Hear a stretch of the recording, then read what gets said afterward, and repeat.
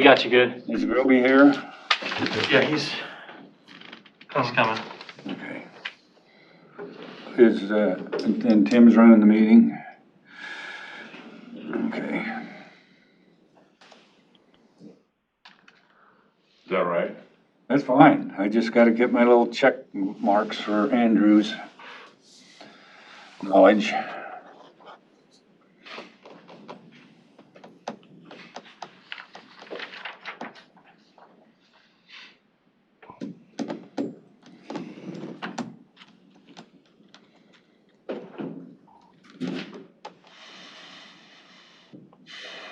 Hi, Colin PD's on the phone. Okay. That's okay for this. Colin, what was your last name? PD, spelled P-I-T-I. He's there for agenda item number 1. Okay. Oh. All right, everybody listen. Pledge allegiance to the flag, please. Yes. I pledge allegiance To the flag of the United States of America and to the republic for which it stands, one nation, under God, indivisible, with liberty and justice for all.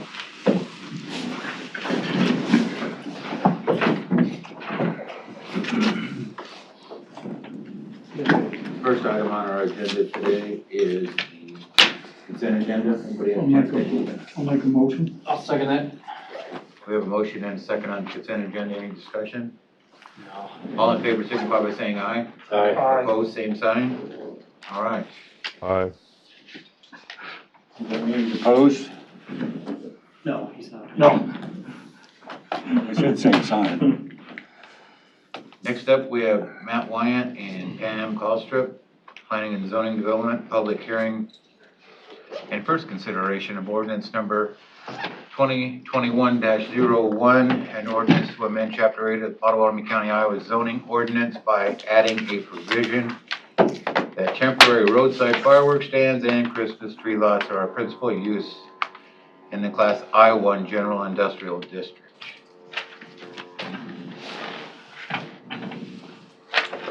Motion. Entertain a motion to open I'll public make hearing. motion to go into public hearing. I'll second it. We have a motion and a second on public hearing. Mr. Howes, you call the roll, please. Chairman Pro Tem Wickman. Aye. Supervisors Groby, Yes. Schultz, Aye. Shea, Aye. Belt. Aye. Matt? Thanks for having us here today. This really came about upon application to our office from Mr. Colin Pettit. He's on the phone line with us today. In regards to being able to open a temporary roadside stand for fireworks on a parcel of ground that is out on out by Crescent on Mormon Bridge Road, I believe. And what this will allow for is that they're able to come in then and obtain it's a temporary permit through our office to have one of these stands out there. Then they also get permitted through the state and inspected by them to make sure that they're meeting all the different setback distances and things.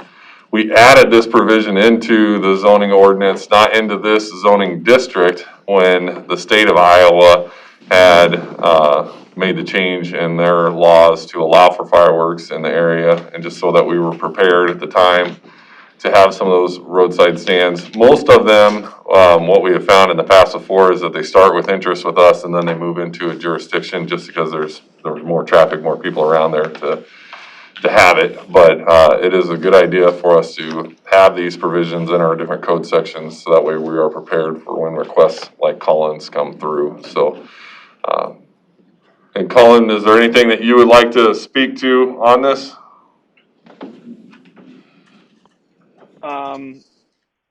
No, I think you covered it pretty well. And I just want to emphasize that we will go through the full licensing process for the state. And I think this is a good idea for Potawatomi County to do in general to come up with to get in line with the broader state of Iowa for fireworks. So I appreciate your guys' time and consideration here.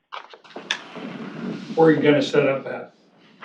Well, this would allow it for in any class I-1 zoning general industrial district in Potawatomi County. We don't have a lot of those districts in there, but there is that section along Mormon Bridge Road that has, there's a small sliver of it there that is industrial. It's an industrial ag. Is this west of the interstate or is it east of the interstate? East of the interstate. Okay, Matz's, Yes. okay. This particular property is right across from Roger Clark's. Okay. Yeah.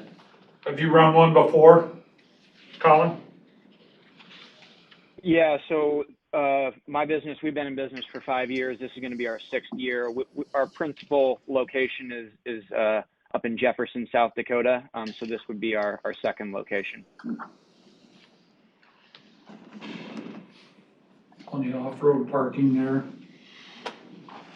What Yeah, about all of security? that, yeah, all of that gets run through during the permitting process piece of it to make sure that they're meeting all the requirements. And I think Colin already spoke to John Rasmussen, and the entrance, John was okay with the existing entrance. Okay. Then you secure it with what? Containers? Colin? Yes, we'll have, I don't know if you have the site plan that I submitted in front of you, but we will have one container off to the side of the tent to store the product.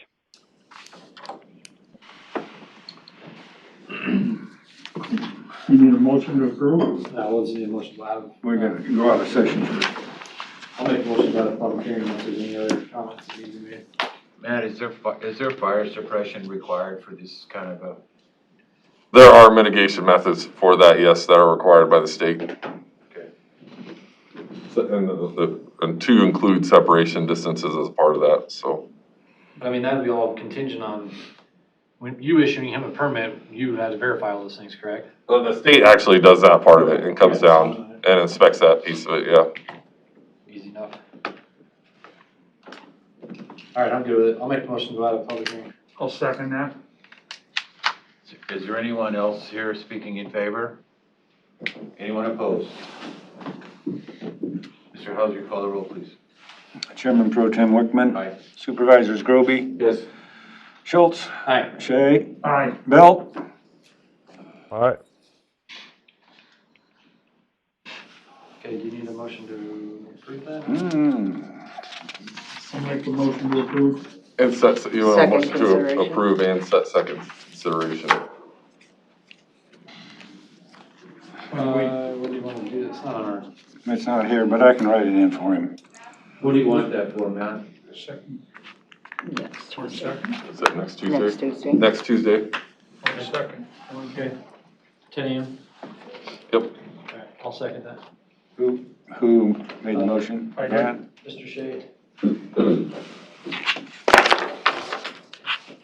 we have a motion in a second. That doesn't require a roll call vote, does it, Norman? No. All in favor, signify by saying aye. Aye. Opposed, same sign. Alright.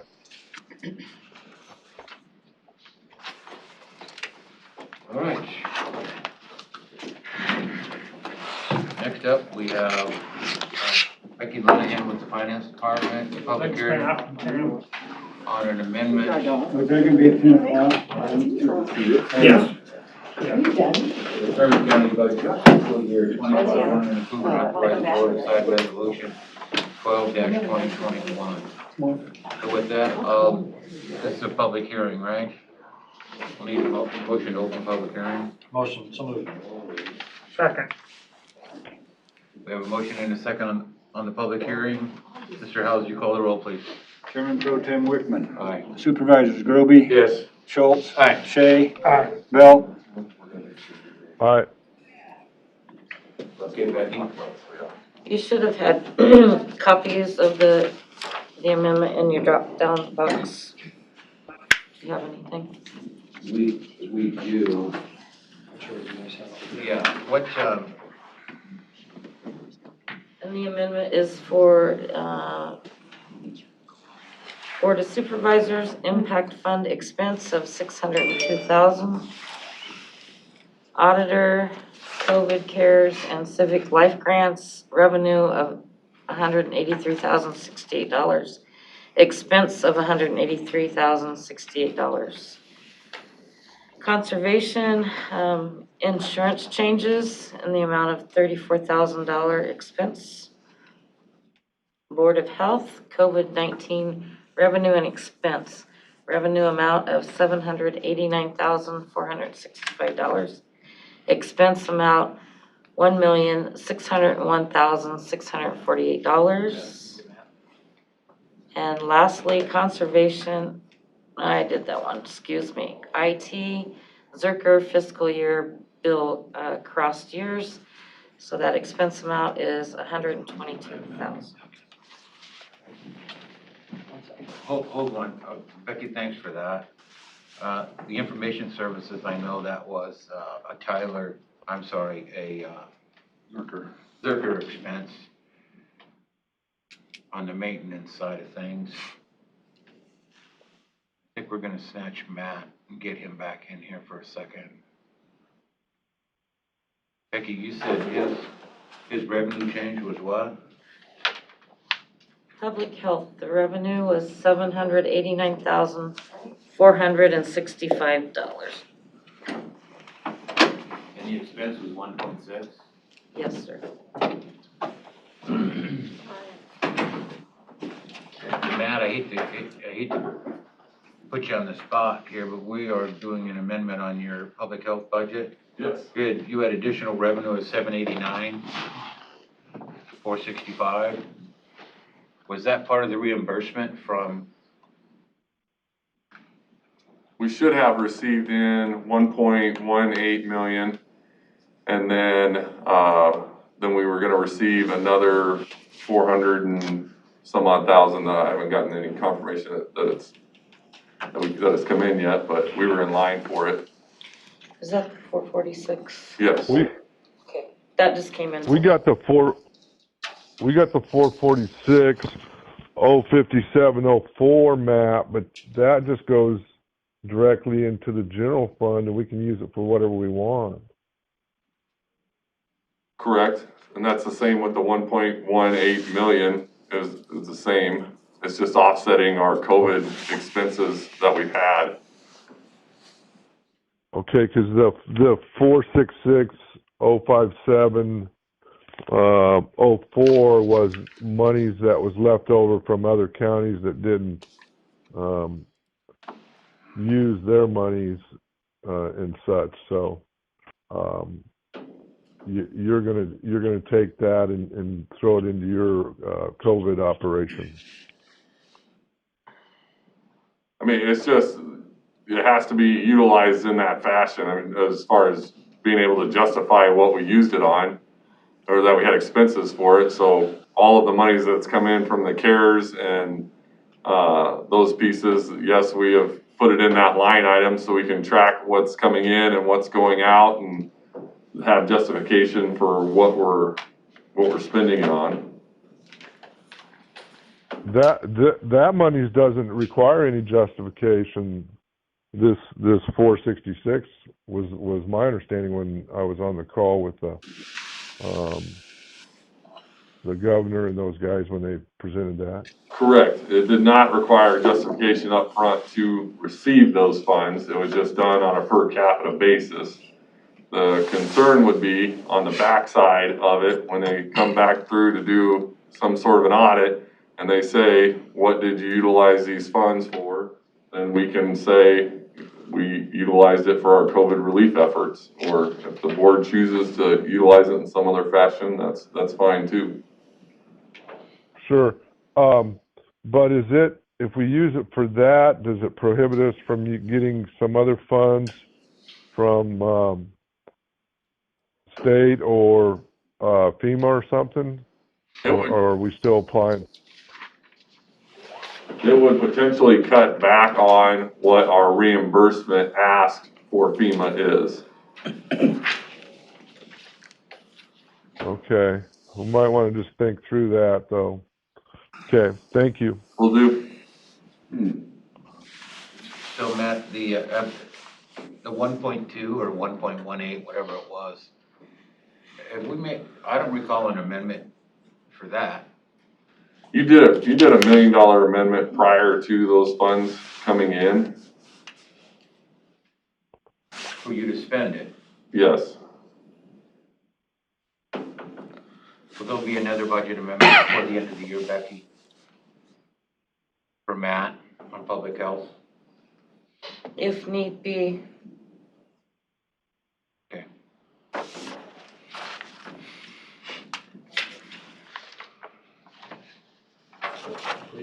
Right, Brad, or What? what's the concern, I guess? Well, I just want to make sure all the dollars are accounted for, both the expense and the revenues, and I'm just not sure that all the revenues have been accounted for in this budget amendment. So we'll take a look at it, get on top of it, and probably have to make another amendment before the end of the fiscal year, which is okay. Yeah. I mean, it'll come in as revenue more than likely, right? Or do you think the expenses will outweigh what we got coming in? Well, the expenses are gonna outweigh what's coming in. But they're one-time expenses, right? Yep. So, okay. That helps. Okay, Can you motion to go to public hearing? Or is that what we're in right now? I do. I'll make that motion. Second it. Any other discussion? Anybody opposed, open, in favor? Mr. Howes, you call the roll, please. Chairman Pro Tem Wickman. Aye. Supervisors Groby. Aye. Schultz. Aye. Shay. Aye. Belt. Aye. Now I'd entertain a motion to approve and authorize the board to sign resolution 12-2021. So moved. A second. Any other discussion? Mr. Howes, you call the roll, please. Chairman Pro Tem Wickman. Aye. Supervisors Belt. Aye. Groby. Aye. Schultz. Aye. Shay. Aye. Okay.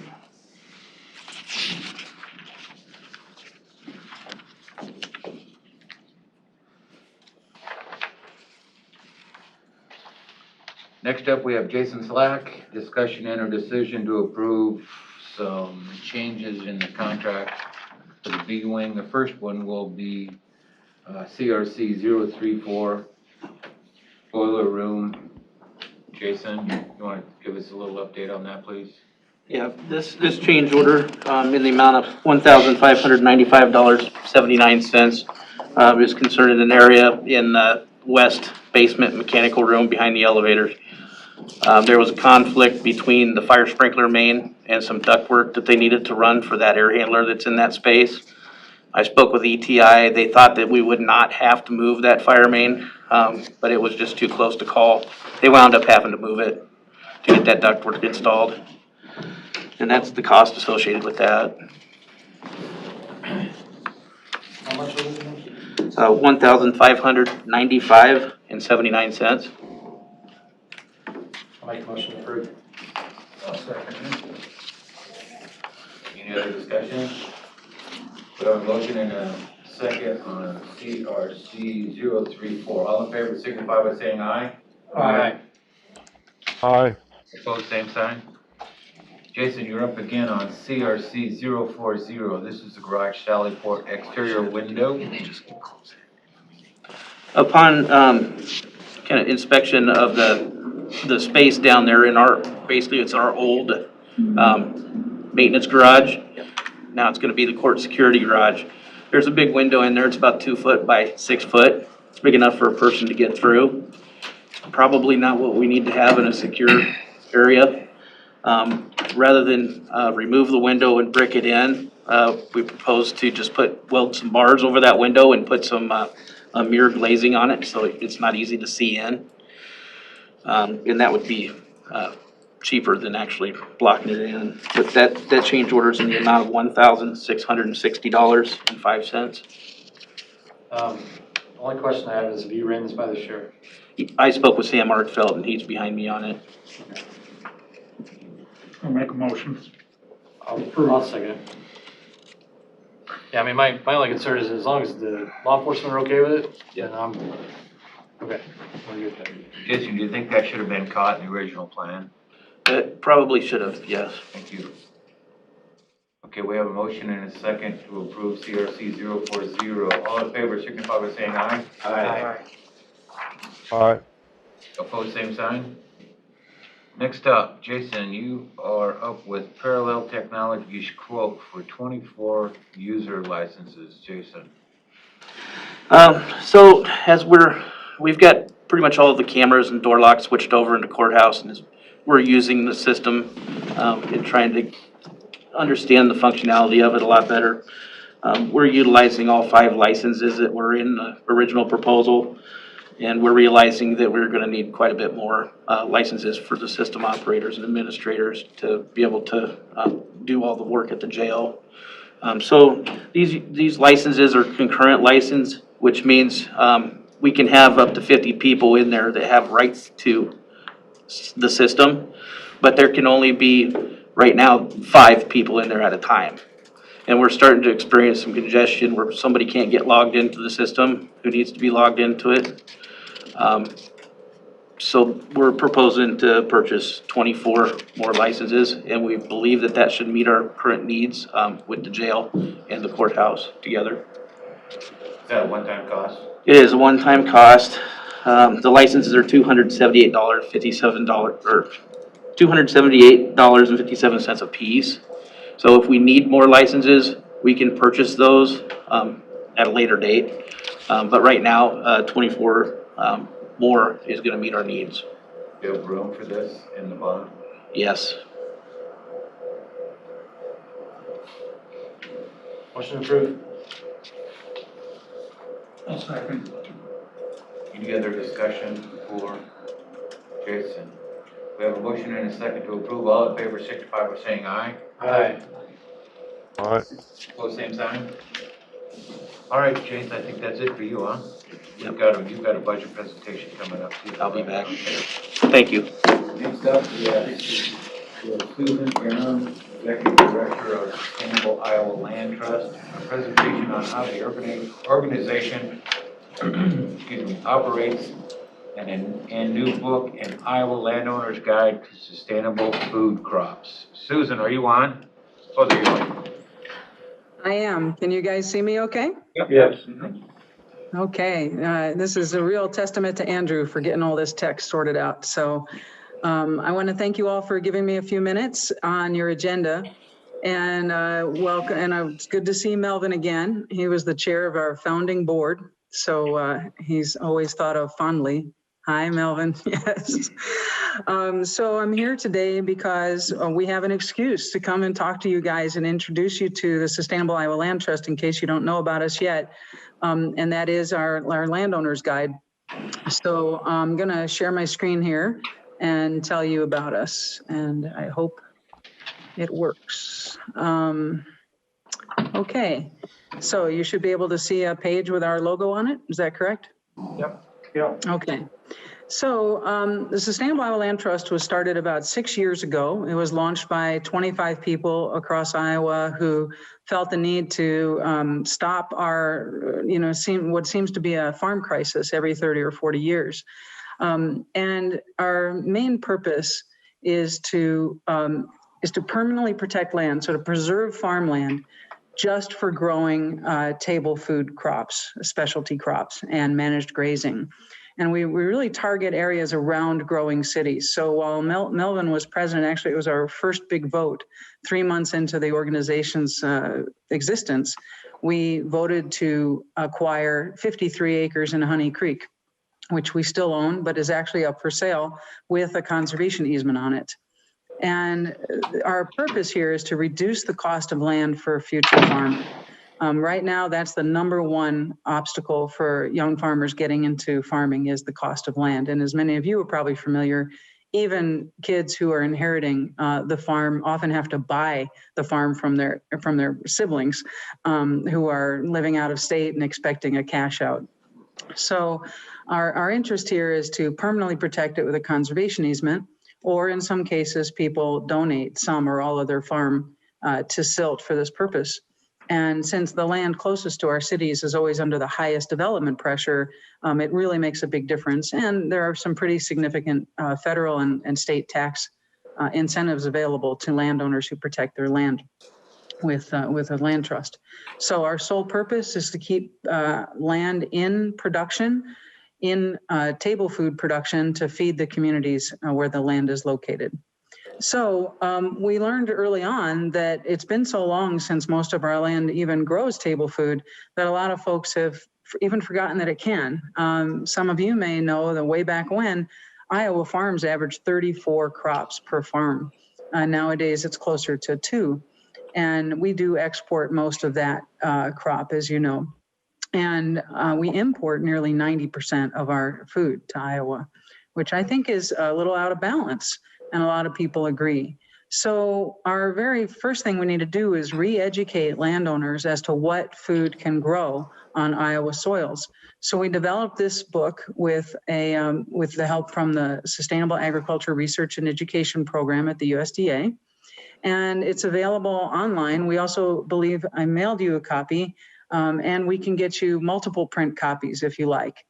To hand out to other elected leaders or citizens that you know, residents that you think would be interested in this. The book is divided into these categories: fruits, nuts, vegetables, livestock, and niche crops, which, you know, some people think all of this is niche crops, but it really isn't. And then we have a page that each crop gets a page like this that has a beautiful photo of the crop itself, some description of it, and then its initial labor and capital costs compared to other crops like it, other fruits and vegetables, and then some of the considerations that went into that number. And then near the bottom, we have a cream of the crop resources, which is 1 or 2 resources that people could just go to right away and pretty much learn everything they need to know about that crop. But then we have more resources at the back. And we have at the very bottom this icon that shows where in a multi-story farming operation would this crop fit. So to give people an idea, if they're really going into a specialty crop, diversified kind of farm, where this fits. Sorry, the phone's going off. Welcome to working at home. So there's another example. This is honeyberries. I'm sure that most of you have never heard of honeyberries. There's a growing market for this. These are kind of like blueberries with a little raspberry tinge. What we like about them is that they don't require any soil amendments in Iowa. So blueberries tend to need a more acidic soil, but honeyberries do just fine in the soil without any amendments. And that to us makes it more sustainable because you're not paying for inputs. So we describe what these are. I grow 150 of these bushes myself for sale. So I understand all the ups and downs, especially the bird protection issue. Those suckers got my berries the first 3 years. I can't speak right now. I can't. And that's another example. We also have included 4 landowner profiles. So note that we are aiming this at landowners, not at farmers. We don't want farmers to think that if they open this book up, they're going to be able to learn how to grow this crop. What we're aiming for is landowners, so that because so many landowners are not farmers at this point. We want them to get a sense of what the world would look like if their land went in this direction. And I think all 4 of our profiles are actually landowners who do live on their land, but came to this kind of farming from different directions. So this is Tom and Kathy in Southeast Iowa. That fuzzy thing right between them is actually what a chestnut looks like before it falls out of its burr and lands on the ground. And Tom and Kathy have a chestnut orchard that they've been growing for 25 years, along with multiple other perennial crops. They just protected their farm with silt last year, so they placed a conservation easement attached to their deed so that when they sell the farm, the future owners have to keep it in food production.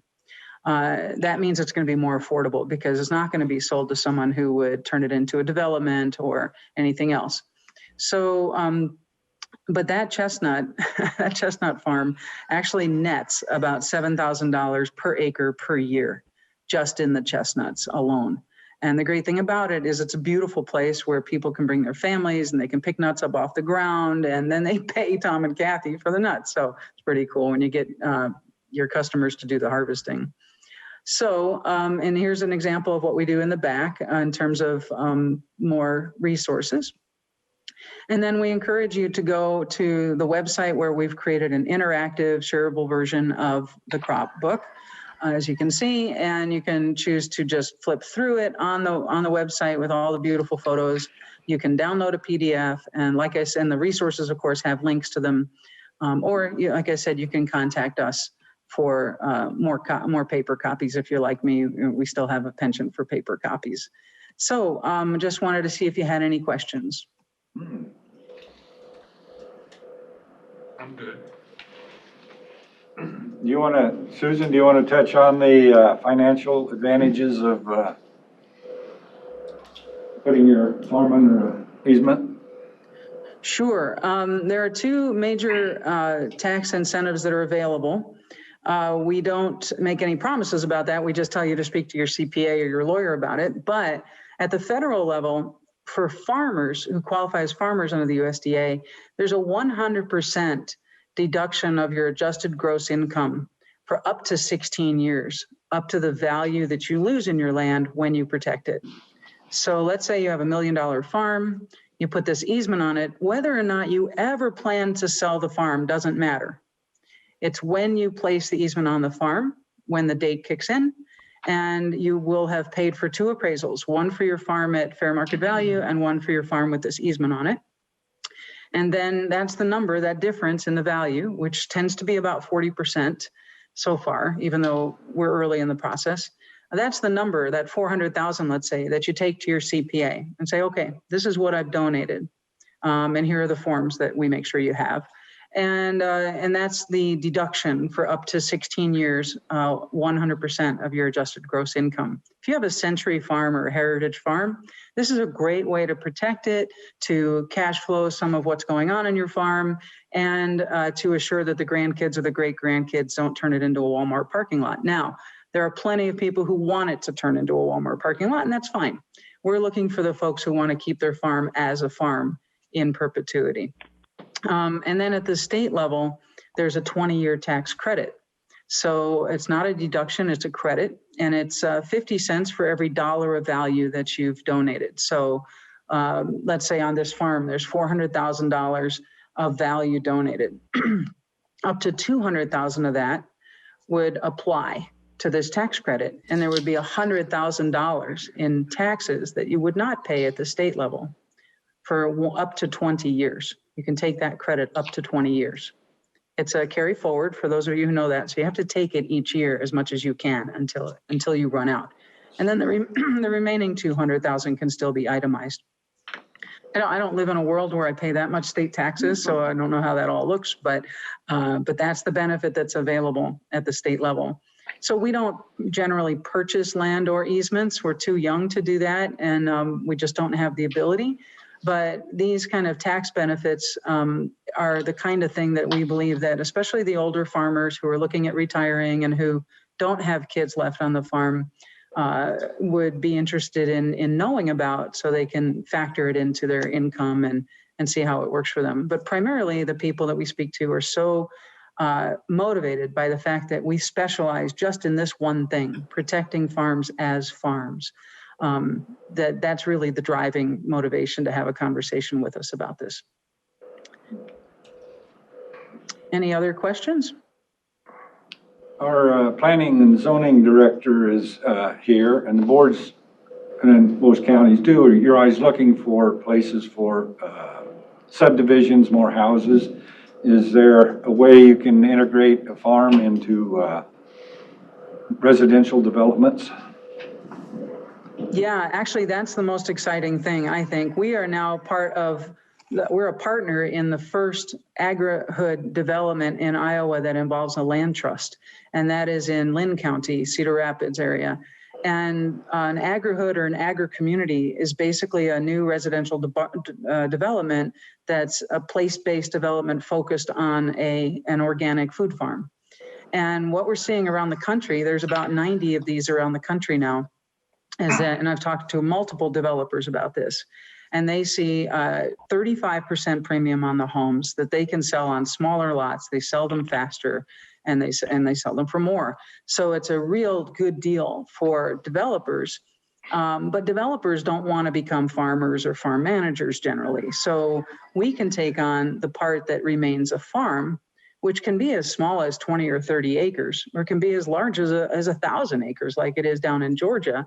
And we can be the ones to make sure that the farm is occupied and farmed. And that can be in the shape of a conservation easement, so we don't own the land, but we protect it. Or it can be in the shape of a donation to SILT, where we run the property and provide this very affordable access to the farmers who want to grow food. The cool thing is they get affordable land, plus they get a market right outside their back door. So it's really a triple win, and it tends to it tends to up the level of the quality of a housing development to have this kind of place. Millennials especially love this kind of development. The developer in Cedar Rapids in Lynn County is Amann Development, AHMANN. And they said people are calling all the time about when they can buy a house there, and they haven't even cut in the curbs yet. So there's a lot of excitement around that kind of thing. And I think that the Council Bluffs, Omaha area would certainly would benefit from such a thing. So if you do know any developers who are interested in talking about that, or your planner, Les Beck from Lynn County is now on our board, and they can always just talk to Les directly, or talk to us about how this might work for them. That's interesting. Neat concept.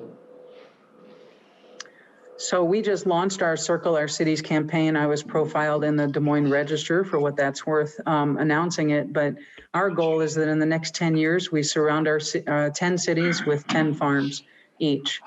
So what we're looking at here is diversifying our agricultural economy, not saying that one is any better than the other, and one kind of farming is any better than the other, not at all. We just know that for the farms that are farmland that's closer to our cities, it's more important for those farmers it's more important for food farmers to be closer to their market. And so protecting 20, 50, 100 acres closer to our cities makes that farm much more viable economically, because they're going to be selling into that city likely. Although we don't keep them from selling nationally. If you're growing meat or nuts or something and you're selling online, that's none of our business. But we just know that land is kind of the sweet spot for our kind of farms.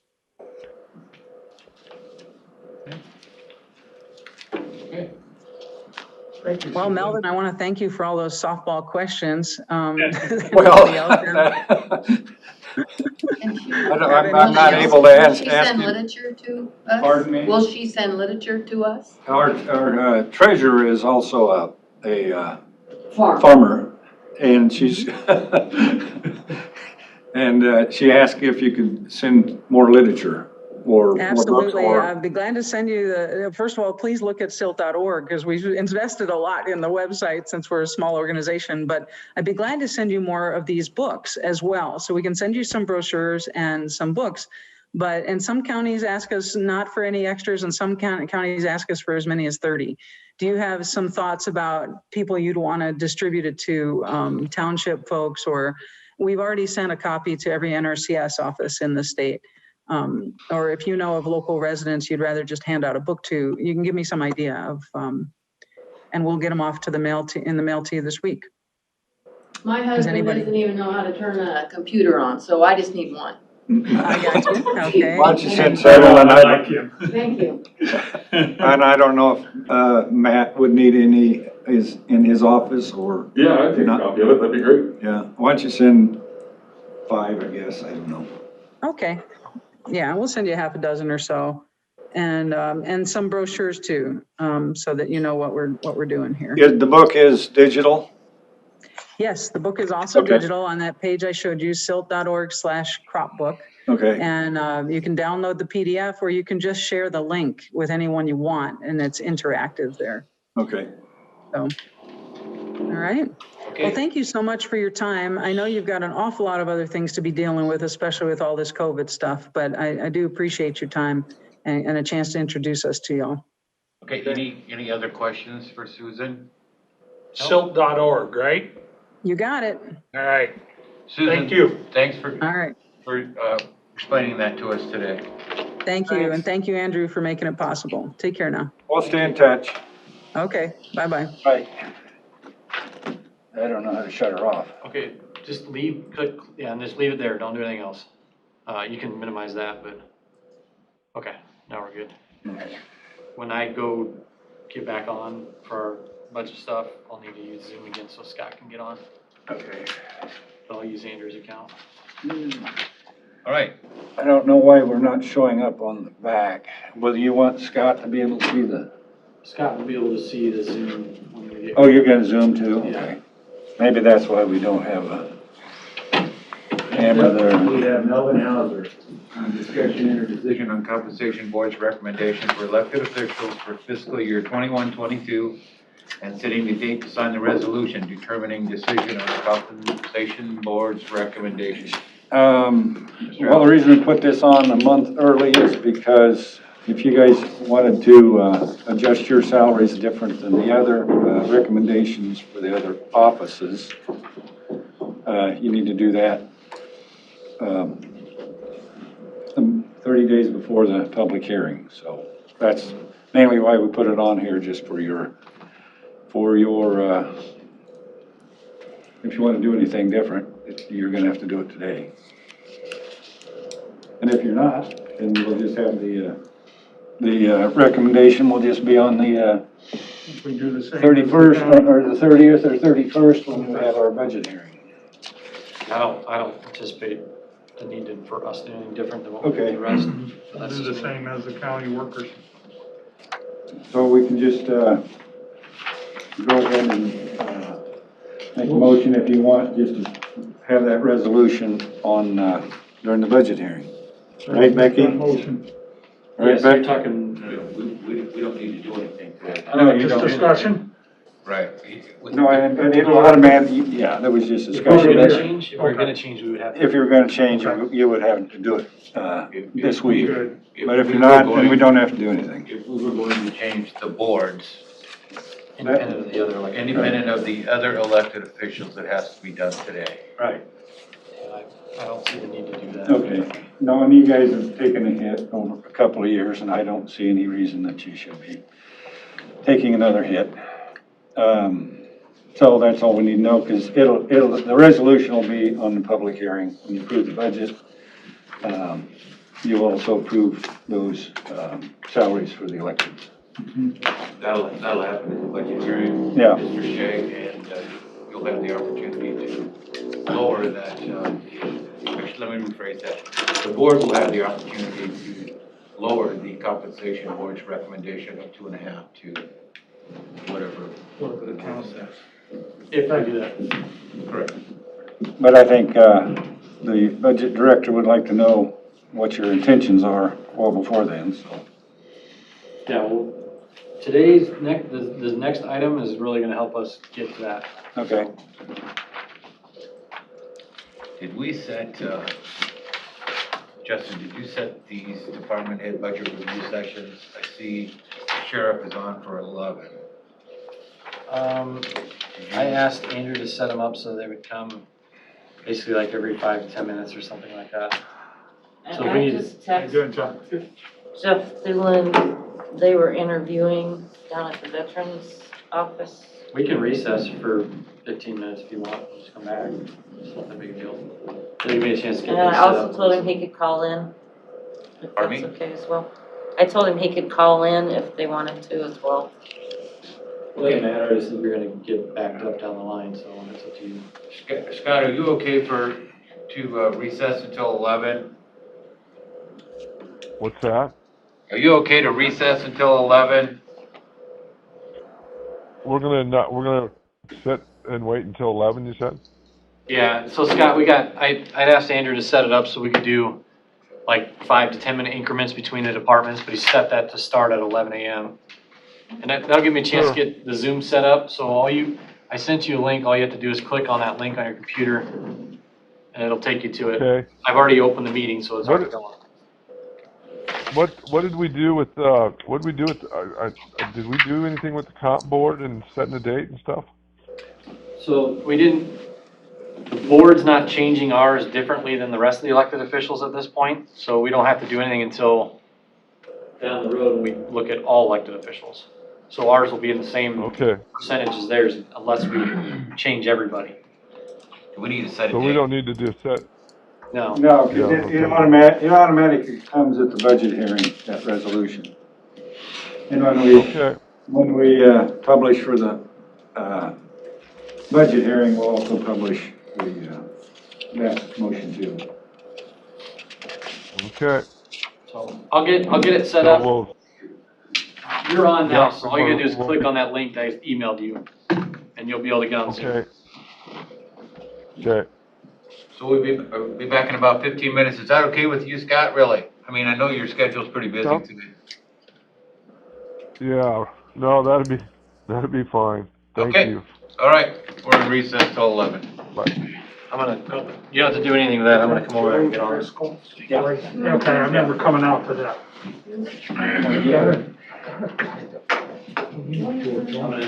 I know yours. Oh, are you? Yeah, he is. I put him on there when I got off. I just checked. Do you need me? Well, yeah. And he's got that spot he wants to do. So I wasn't sure if we were just gonna move ahead. Yeah. I was trying to skip ahead of everybody else. Here's the schedule. It didn't go out in the posted agenda. It was in, Yeah. Is it our email? it is internal, but the schedule's for the public. Yeah, but what about? Oh, what was her name? Across the street from him, from Ed, his dad. Ed Jackson. No, it's a volunteer. Yeah, he was the first farmer and they Well, they're started doing all the doing more budgets. people on it. Well, And then what they, do you like? I got the little Superman girl going on. Hey, more. all right, Becky, you told the sheriff. Good, how are you? Good. Start. And so, they're waiting 15 minutes. Before COVID, I went like 30 years with no hair, so this is exciting. You probably could have got 3. Yeah. John tried. I don't think you could get 3 a.m. You didn't sign John up. made me come early Getting because all he the was other gonna ones the now. law. Yeah, I was thinking, what the time's not posted, we might just skip. Yeah. You're at the end, so you gotta go back. No, I filibustered and put everybody else behind. You can have mine, because mine's gonna take 2 seconds. I don't really know what we're doing. Yes, okay, cool. Oh, yeah, he said Yeah. it You can talk to her. would. That'd be a good place for a little And then agri. I'll have any time to talk to the rest of you, just That's fine. Just approve everything. Did you call them, Justin? I'm sorry? Did you call? Call who? Phil called me. Oh, okay. He got on Zoom, he's making sure he's on. Okay. I gotta get Andrews going now. He's, Everybody's dropped over. got some medical stuff going on. Did you have 15? Dealing with, so. No, No? there He had was to call someone in didn't from want. Okay. Oh, yeah, yeah. Uh-oh. guess we'll go check the mailbox or something. I'll just get it on the way out. My day's been wrecked anyways. We got a new coffee machine, so I set that up all morning. It's gonna take like an hour, they just left. It was huge. It's nice. Did they take the old one? Yeah. Nice. Alright, Scott, you should be able to hear me now. What is this, the managed print services, or Can do you you hear think me there? now? You ready? We kind of jumped the gun a little Our bit. copier was dying. It's like We were getting service every week. So I told David, like, if you make a decision with Bishop, I need a copy machine, like stat, so. Just putting like creases across our Okay, plans, so when we, I gotta figure out what Has a the start meeting line number over is that. for Andrew, and then plus I'll another crease, yeah, it was. get it on the board, so you'll see the boardroom stuff here in a sec. I just assumed we didn't have to change it, because we already got. Yeah, but you'll see a different one here in a second. We got the same machine we have downstairs. I'm gonna log off this one, I was just making sure it's working. So we had to like switch everything. You can just stand by, I'll get her going. The guys were nice that set it up. I miss out on my free cookies now, though. What free cookies? All the printer people used to bring me around free cookies, Oh. trying to give me a different printer. We don't get any of those, yeah. Girl Scout cookies or something, you know, buy No, them. all the printer sales, I would bring by some cookies. They must have forgot about us upstairs, 2D steps. Yeah, I never got any Yeah, me cookies, so. neither. Your printer vendor was the one with the other set of cookies. Is that Rico or? I never got any. Yeah, Rico was big on the cookies. Well, guess what? When my Rico dies, it's going in the trash. So.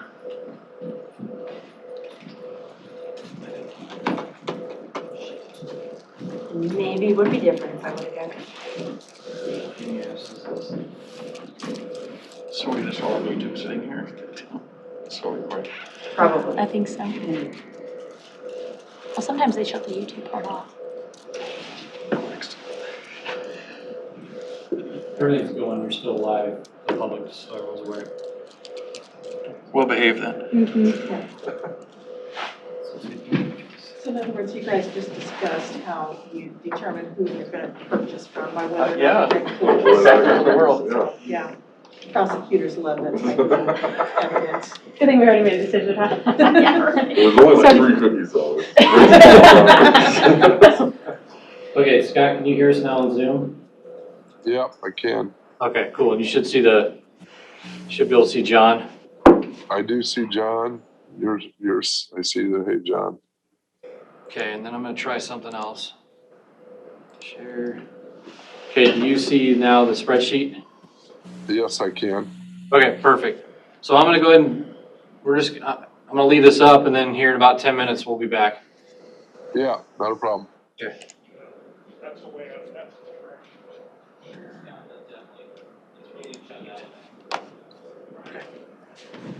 Cool. All this is wrong, that's why you guys are coming in today. We're gonna straighten out the spreadsheet today. Basically, you're gonna straighten out this sheet that right here, this piece. Based on last year, so, based on whatever you had last year's my baseline, and then this year's your new one, so if you're going up or down. But I'll do that as we go through your budget, we'll fix that.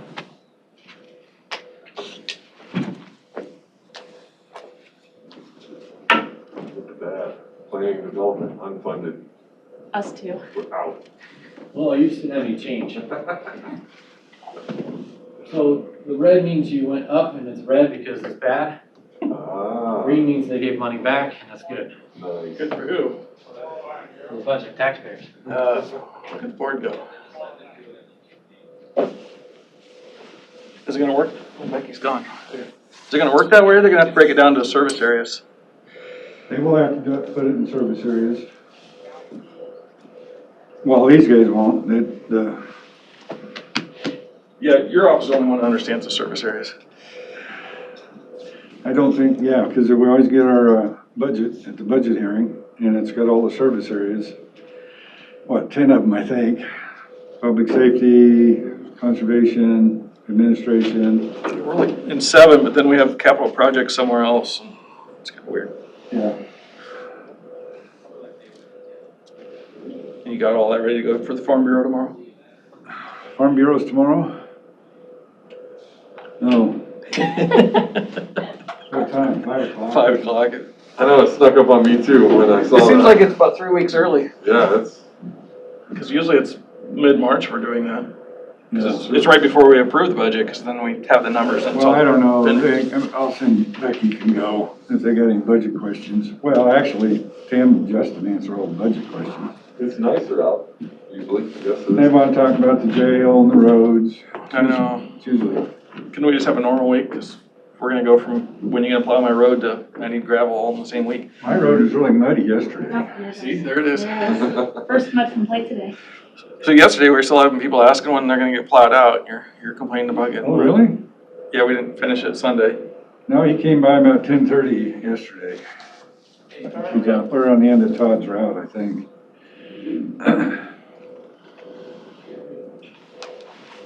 So, Mine got done on Sunday. huh? Mine got done on Sunday.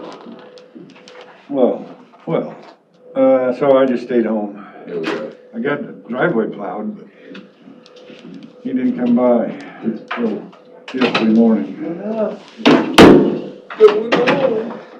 Well, I don't know, by the end of the day, they probably won't need to plow it. It's probably all be done. No. Start hauling gravel. Yeah. They're done plowing today. They were done this morning at 8 o'clock, so. You got it done? Mhm. No, I think by tomorrow afternoon, a lot of that will be pretty well dry. It'll be dusty. Be flooding again, yeah. It'd be probably by Friday it'll be dusty, you're right.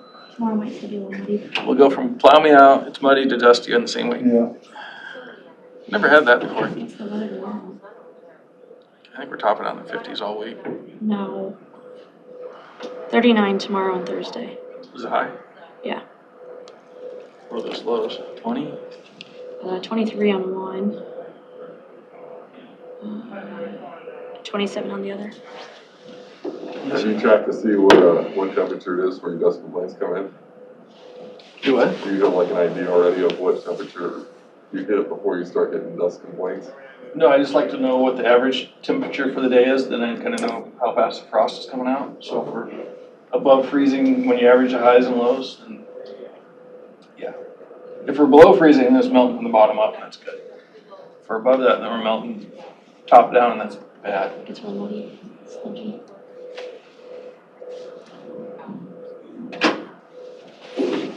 We had a dust control call today too already. Dust control call. See how much it was. I must be planning.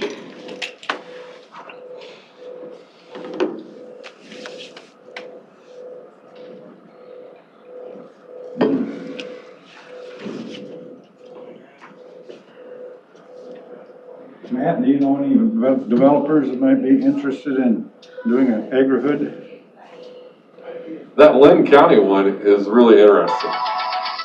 Have you, she was gonna send me the link to that, or have you? I have seen the proposal for it and what it looked like. And at one time, around the Honey Creek area, you know, we have tons of these people wanting to do these yogi lifestyle, communal living kind of places. No.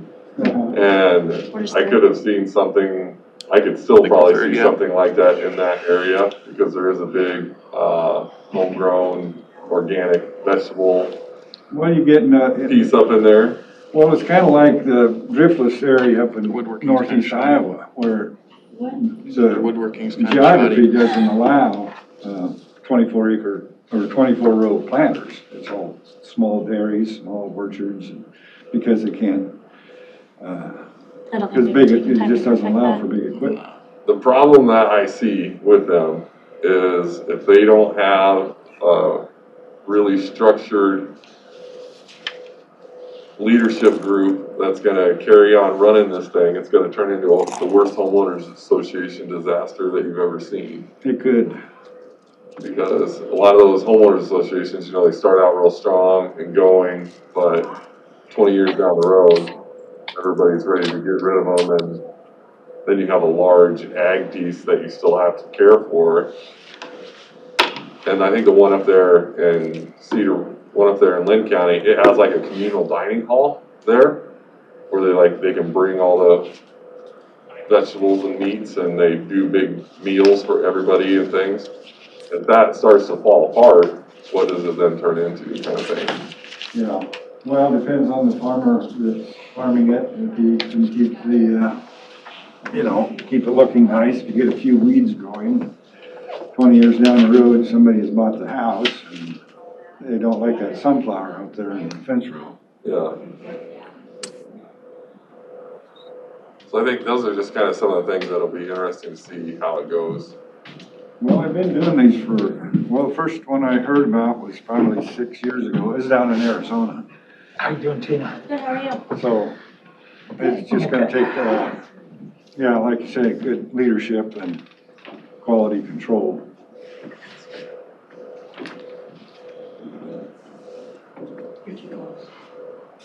Not you, you're fine. He's gonna go see you.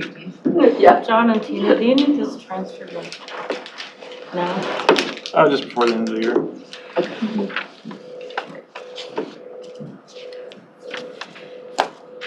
Now and then. Oh, just a tally one. Obviously. Yeah. We don't have to amend for revenues. Yeah.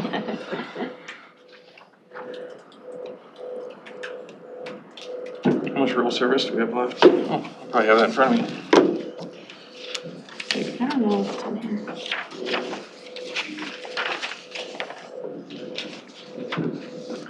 Oh, no, we It's don't. not on here. I hate that. Rural service, I think she said that transfer to. 2 quarters left. Yeah. Or tax time in April, or in March. Probably do that in April. Sorry. Yeah, you can just do that one at the same time. Okay. I'll look for sure and see what's left on that. I need your help. That one's hard to watch because they can't run a full in on the report when they can miss, you know? So we're gonna, I envision doing this like we did before on phone, where they go from last year to this year. And we'll subtract that number, and then whether it's plus or minus, I'll re-input it on the sheet.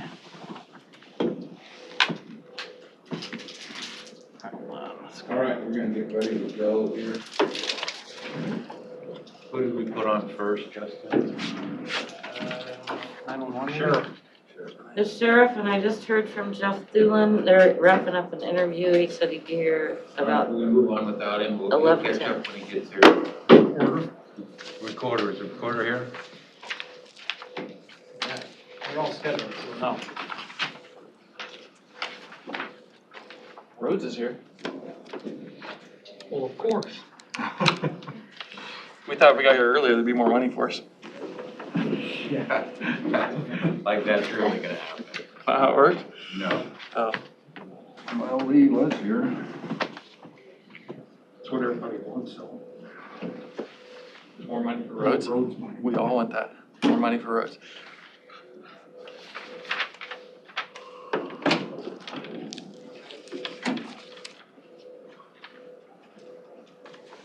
Scott, you can hear us, right?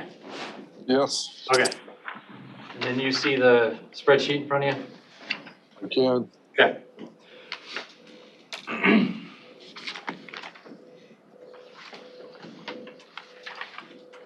We could just, the boards are sitting here if you want.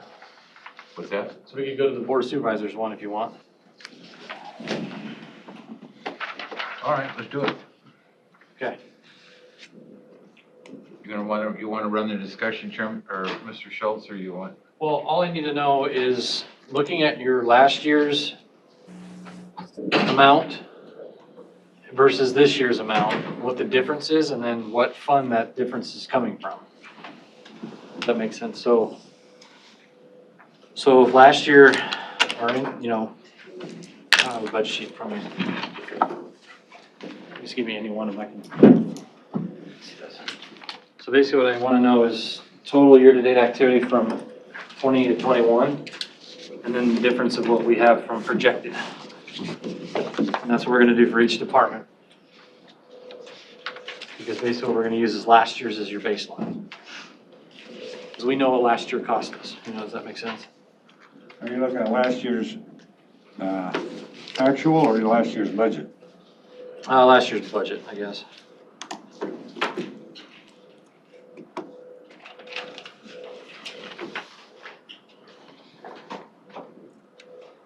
Do you have the board of supervisor one in front of you? Do I? Yeah, I don't have it. Budget, because we don't show property tax in our budget. We don't show property tax in our budget.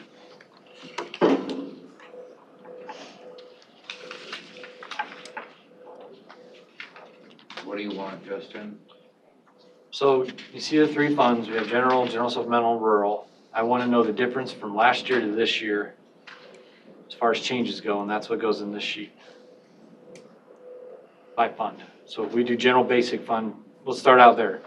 Is there any change in the board of supervisors budget from last year to this year with general basic?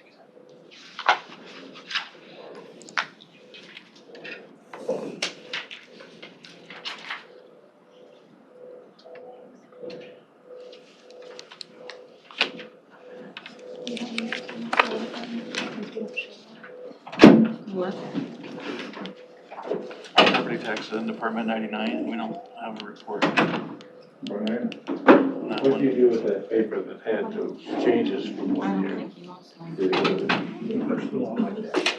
Tim, when we talked last time, there was no change. The only change was in the general supplemental. They're all down and. Oh, we just got it all. Just fill in the blanks from last year. Yep. General and supplemental. Yeah, we had a change of 246,000 last year, Or that's what we typed in earlier. Yeah, there was no change in that. General. The workman's comp went down. Workman's comp went down 304,000. What fund is that coming out of? That is coming out of general supplemental. So 304, is that the only difference? Do we have any additions? Okay, so so you're subtracting 304, is there any other additions that we created? Property insurance went up 5. 5 what? 5,000. Okay. So now we're at 299.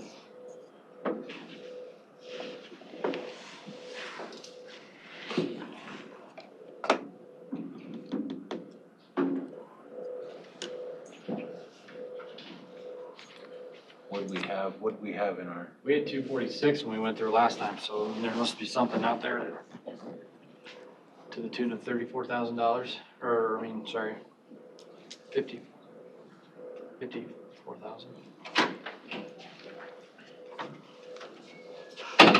In the general supplemental, right? Yeah.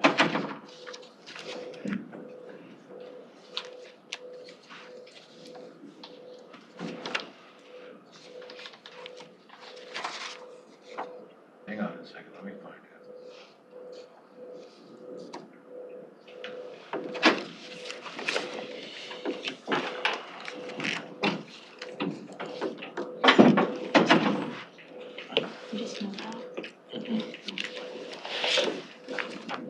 Yeah, we went up 40,000 in the, I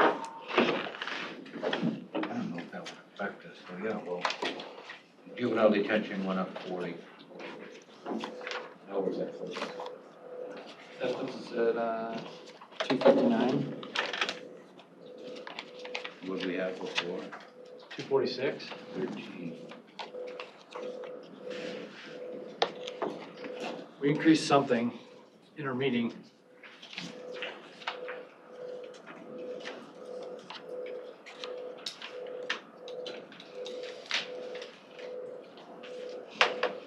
Does everyone kind of see what we're doing? So basically, we're looking at last year and this year, and we want to know the difference by fund. So Total amount. total amount difference by fund though. So I need to know what's your difference with the general basic, what's your difference in general supplemental, what's your difference in rural. I don't need your, I can tally up your totals obviously between all three, but I want to know the difference between each individual fund. And if you look up here, guys, what it's doing is I've created some formulas in here based on what these numbers end up here at the bottom. We'll bring them over here, and then that'll tell us how many pennies on the levy we have. The audit went up 10. Okay. That would have been in the, no, forget that. Okay. Not finding it. That's right. Our projected revenues went down 15. Now there's that put us.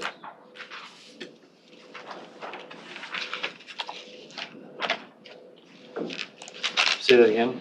Our revenues went down 15. 259. That puts you right where we were. That's about where we're at. So you're saying we're at 244.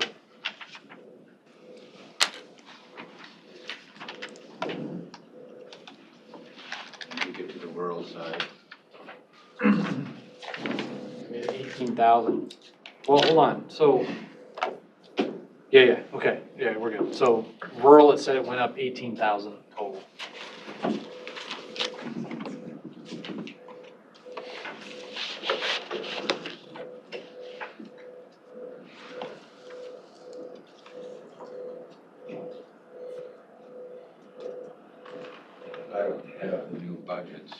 what was, came out of the rural services, it went up 18. He said, 18,000 is what we had when we went through it last time. oh, that was the libraries. Is that the accurate number? Do we have the number from the library that we went up last week? 1 second. 1 second here.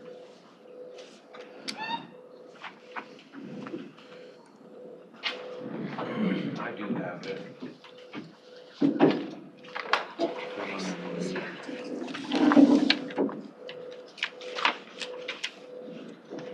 You have it, Scott? I'm looking at it if I can. What our library did. It's in the minutes of last, this binder, Yeah. showing up, I can't remember what.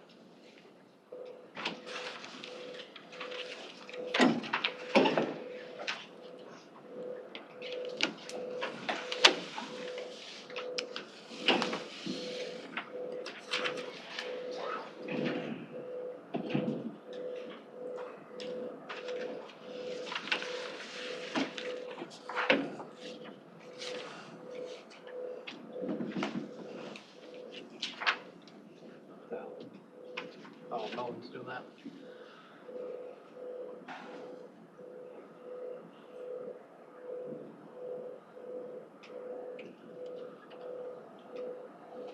We went to 329. We don't know what last year's was. Oh, without adding them up. Becky, do you have that? Pardon me? What we give the libraries last year, do you have that by chance?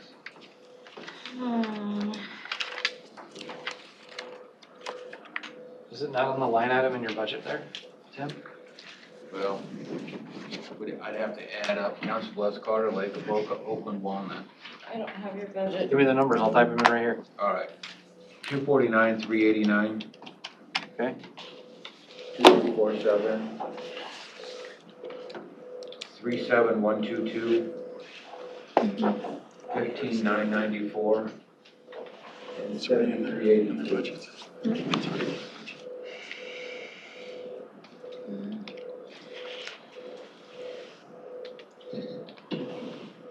Okay, and what'd you say the number, new number is now? 329, 600.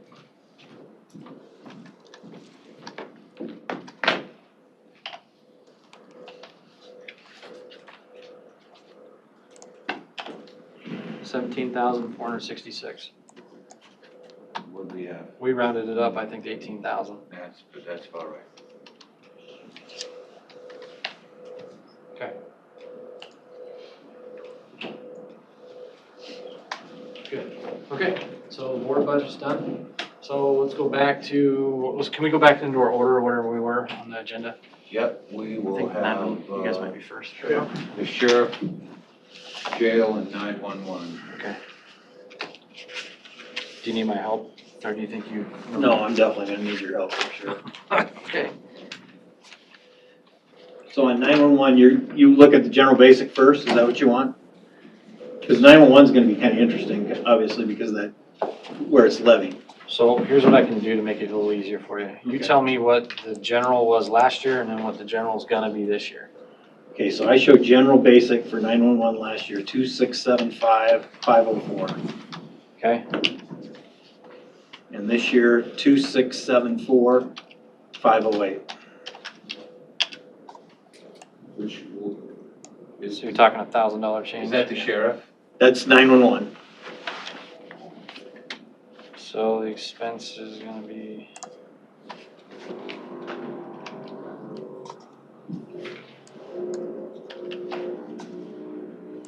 Okay, so I'm just gonna round up to 1,000 on that. That's 911, right? Right. $1,000. And then we'll have general sub. I'll make this red. Shit. Okay. All right, go for it. General sub, I'm showing 875,137. Okay. And this year at 972,269. On your general supplemental fund, Jeff, I have you at this year's request of 989,269. Did that change? It must have, because I'm at 972,269 now in general sub. I'll go to Becky and just make sure we're. That went down, that's a negative number. I don't have. Oh, you don't have it? I didn't bring the. Okay. Oh, shit. Well, I think that went up because some people changed their insurance, right? I believe that's From correct. single to family. Right. So you actually went down, Down on the, down and then up, okay, so I fixed that. Okay, yeah. we're good. And I think that was the other issue. I think there was some rearrangement going on. Because if you look our general basic, we went down. Okay, that's good, that helps us. Okay, what about rural? You got anything on rural? We got no rural and we got no gambling resources. Okay. Okay, we're done with that. And so, jail? Yeah. Okay.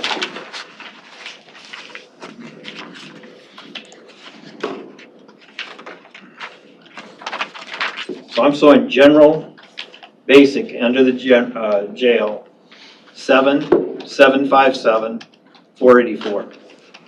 Okay, And this year, 7,423, 373. so you went Should've went down. down 33. Where are you picking that up, Chuck? I'm not seeing it. On the sheriff? No, jail.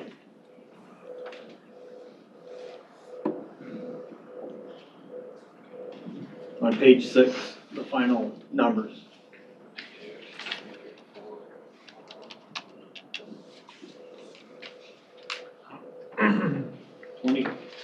Twenty, 21 to 21, 22. I did something wrong here.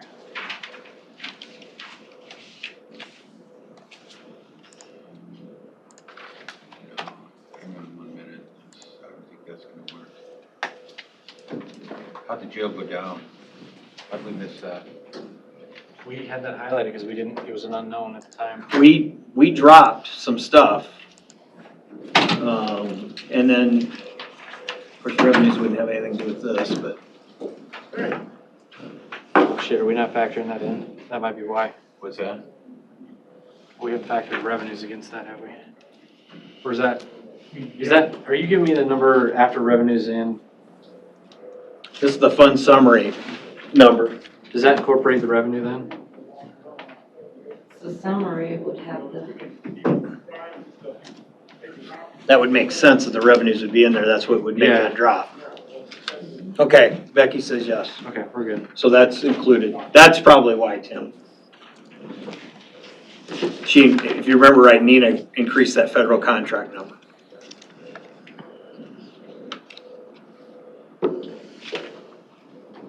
Up $500,000, 1.8 to 2.3. You ready for general sub? Yes. Okay, general sub, 3,435, 402. Okay.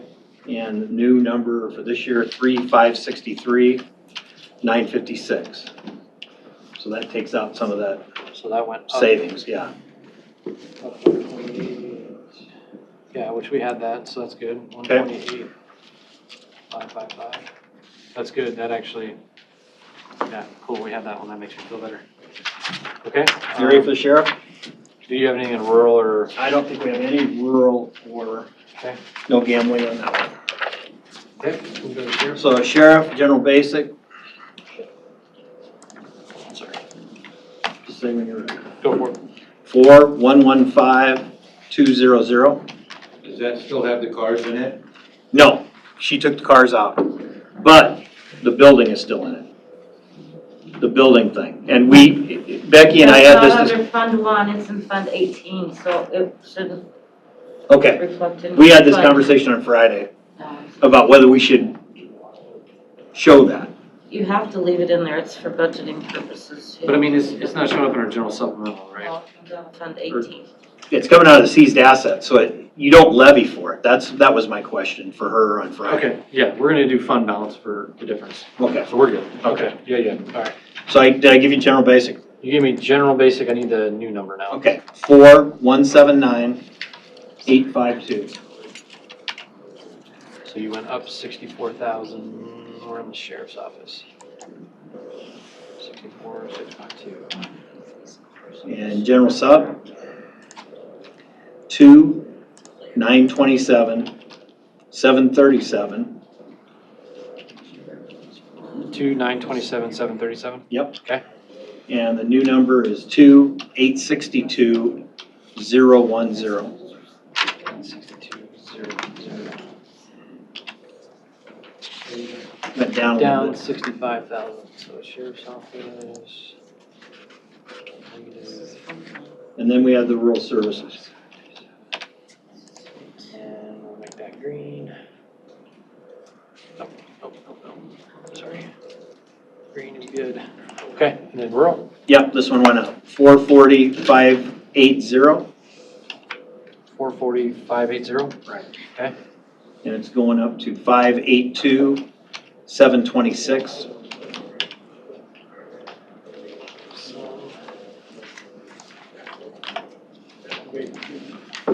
And so then I show the 18, and I don't know if you guys want to, Wait, I screwed up. 582, 726. yes, That was the first number, 445. 440, Oh, 440, that's where I screwed up. All right, sorry. 580. Okay, so we're now going to the sheriff's office, we're going up, 142, 146. You had going up how much in the world? 142,146. What? Are the cards in there? I don't. You know what? I bet they're in my sheet, and I bet they're not in yours. What Because you number? took them out, right? Yes, I've taken them out. Tim, I bet this has the 300,000 yet in the cars. Okay, we gotta fix that. Becky, you have the most current one on hand? I know this one's from the 16th. Jeff, do you have 9 pages in your budget? Yes. Look at 6 of 9 for me, would you? Okay. Find the right one.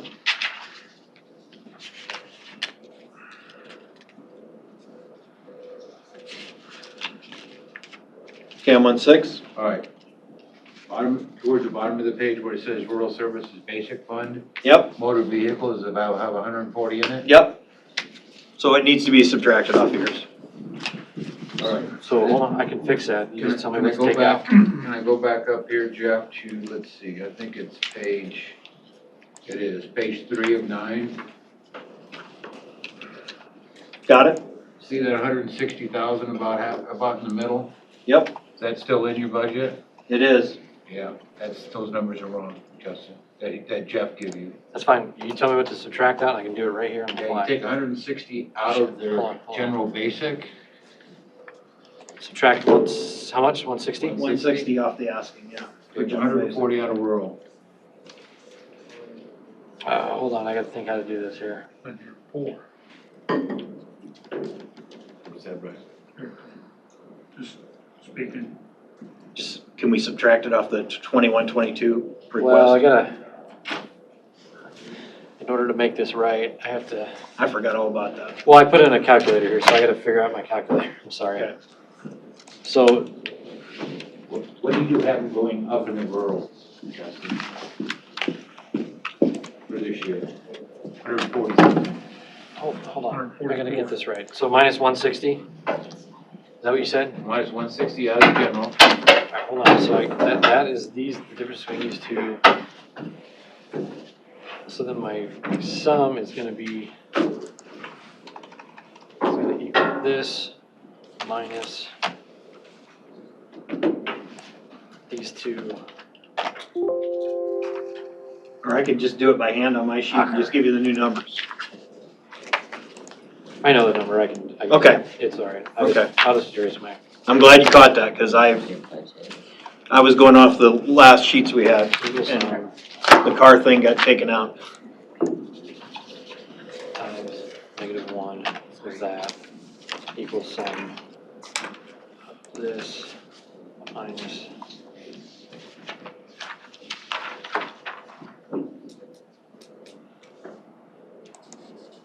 Tim, while he's working on that, you don't want to reflect the 18 line item then, right?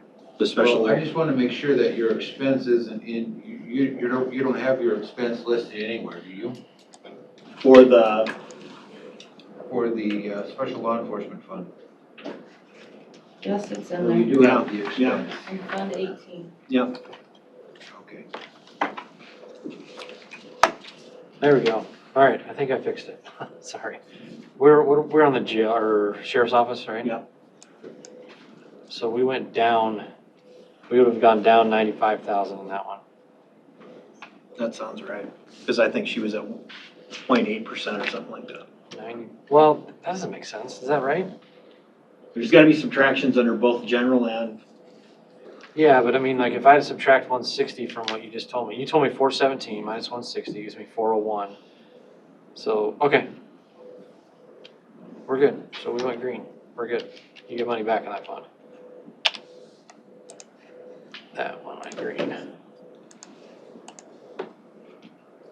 Okay, now let's try this again. You went 2.8. Control Z. Okay, so what about general sub? Are we subtracting out of that one then? that's the 140, right, Tim? That comes out of general sup for the cars? No, that comes out of rural. Okay. Okay, so does nothing come out of sub then? Hang on a second, let me get there. I think you're right. Because that total would have to be close to 300,000. This minus this. Well, on page 6 of 9. His budget last year in general supplemental was 2,927,737.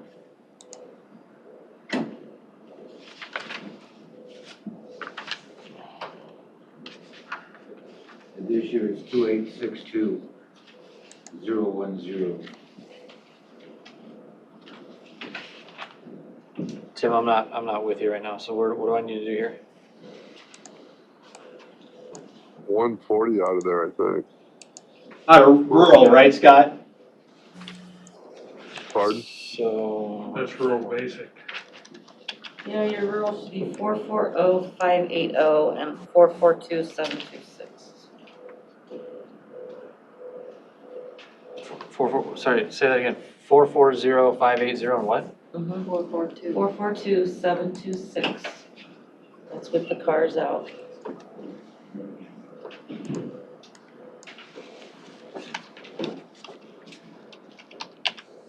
That makes a lot more sense.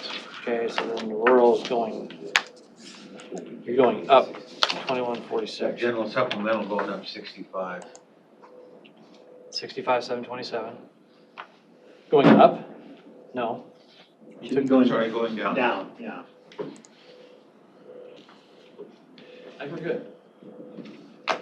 You like that? I apologize for that. I forgot about the no car worries, we're thing. good. That was, All right. and if you guys are good with me, we got another recruit interview at Nope, 11:30. I think we're good as long as we got all three of your budgets. And Becky's got my cell phone if you need to get a hold of me. Okay, we're good. Yeah, So, thanks. Thank you. Thanks for your help. You bet. Quarter? Recorder's office. Recorder, we got you.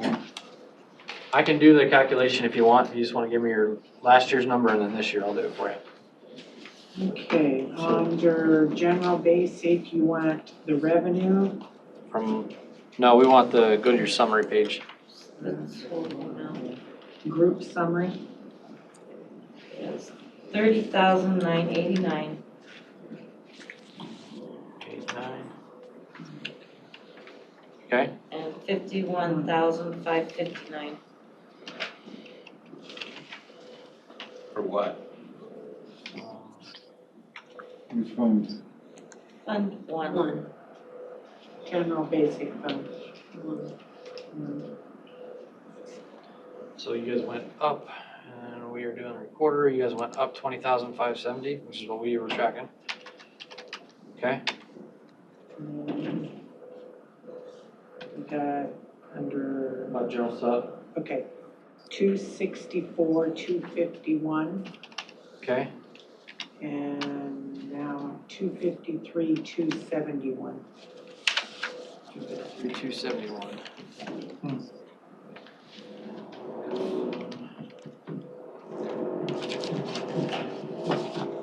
So you guys went down 10,980.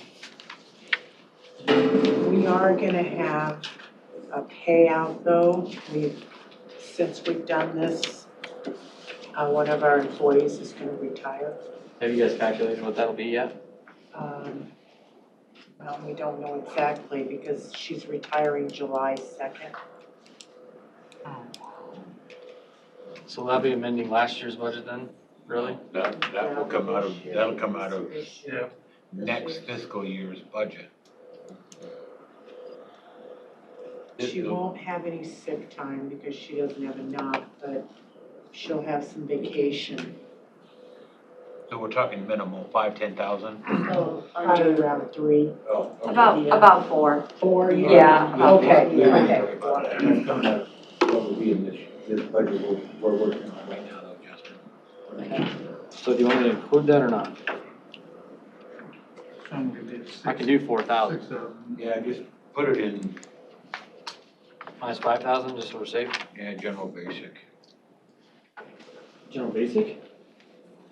Or general supplemental. Or general supplemental? Well, the wages, the salaries come out of General. general. Even though it's a benefit, it's not really a benefit. Okay, so I'm gonna fix that there. We're gonna do 25. And then for this one, recorder, minus that, we'll do green. Okay, what about rural? You guys got anything rural? No. All right, then we are down with you. Thank you. Appreciate it. Easy enough. Good job. Who's up next? You have, up next, you have Ms. Lee Voss, treasurer of Sir, my hands Autumn. ahead, read your schedule. Oh, it's me. I'm sorry, That's I didn't okay. get a schedule. That's okay. Oh, I'm sorry. That's okay. You're still in the mindset of warming up a calf. It's not that You big know of a what, deal. how many calves have you ever warmed up in your kitchen? Let me ask you that, None. chief. None. Okay, then, Just trying to help you out here, Lee. I've seen it done. yeah, it's not fun. Are you talking like cooking now or? I've had 7 in my kitchen, but I've had 3 in the last week. And I've warmed every one of them What? up. Calves. Calves, Oh, I like know, a I was calf joking. from a cow? I was thinking veal. No, they're really bad and it was so cold and I've ruined 3 hair dryers so far. Oh, wow. So good. That's cheap. It's all good. Becky, one thing I will need to verify is these numbers here, the growth valuation numbers. Okay. So these numbers, everything we're putting in, I built into my calculator to give us our final pennies. But if those numbers aren't right, then, I mean, I know what you guys are going up and down, but it doesn't tell me the end. What I'm, just so we're all aware, what we're doing is, the final numbers from this is what we're gonna give to Becky so that she can actually set so we'll be able to set our levies based on this data for you. And then it'll make it a lot easier on your end when you plug those calculators you showed us. Hopefully. I don't know. Okay, We want all you. general, 74,042 Okay, and 68,242.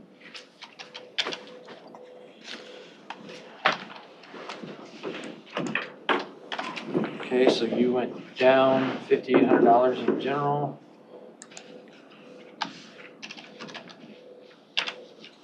Make that green. Okay, And Good stuff. supplemental, 553,124 okay. and 531,372.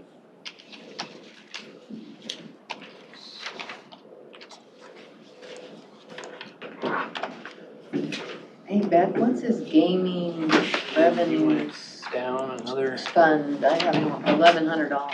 reduced. That's if you have a retirement or something. Oh, was it? What do you have for the treasurer adjustment? Down 5,800, down 21,752. Yep. And then we had zeros before, so What did you reduce costs on? Okay, rural? You have anything rural? No. Do you have her budget in front of you? No, I do not. What did, I went, what, I don't know, Did you go off the summary number? I think, I'm on the summary page. I thought Or were- you want the fund summary, is that what, Yeah. am I off?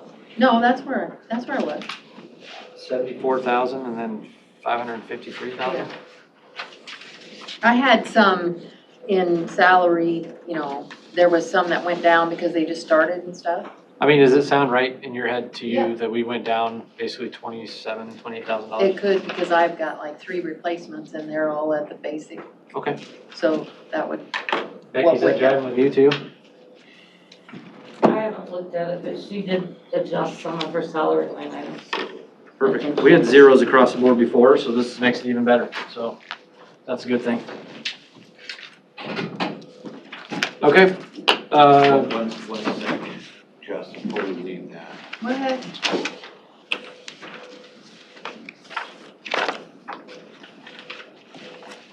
At one point, Lee, you reduced your revenue, so those are back up to where we are, where we need to be. Well, and, you know, we talked about that. Yeah. And it's all my interest. You know, that could go up maybe a little bit, but I don't wanna say it will. Like it was. No, we're leaving it right. Yeah, just leave it All where right, it is. thank you.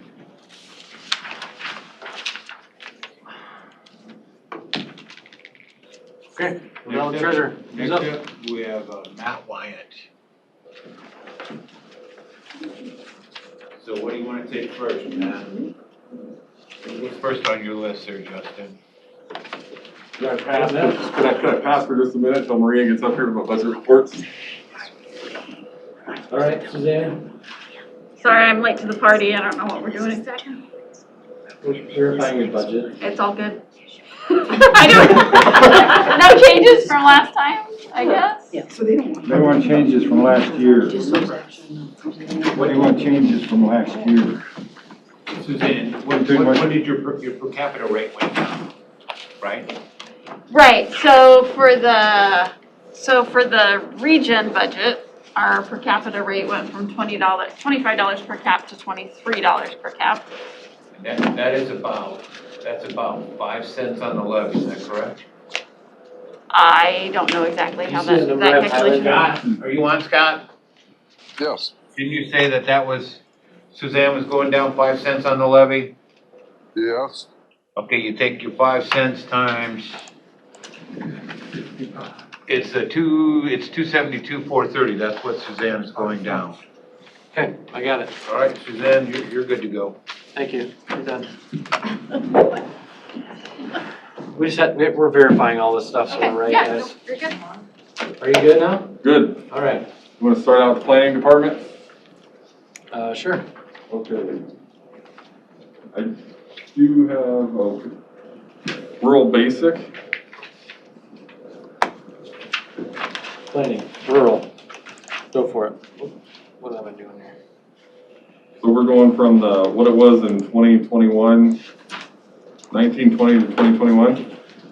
Or 20, I want last year versus what your projection is. For next year. Total budget, okay, so 430, 340. This is rural, I'm sorry, right? Yes, all rural. 430, 340? Yes. Okay. We're going to 440, 56. excuse me, no, we need to go to the department request, Matt. Well, You gave them the I re-estimate. gave you the re-estimated, I apologize. Very good. 456, 949. That still has that vehicle in that $26 vehicle. 20, 25,000 is what I took out of it. Yeah, you can, Vehicle. That number that Matt gave you still has that $25,000 car in it, you're so. right, Justin, right there, subtract 25,000 from that number. so 431, 949, 431, 949. Okay. Minus. So.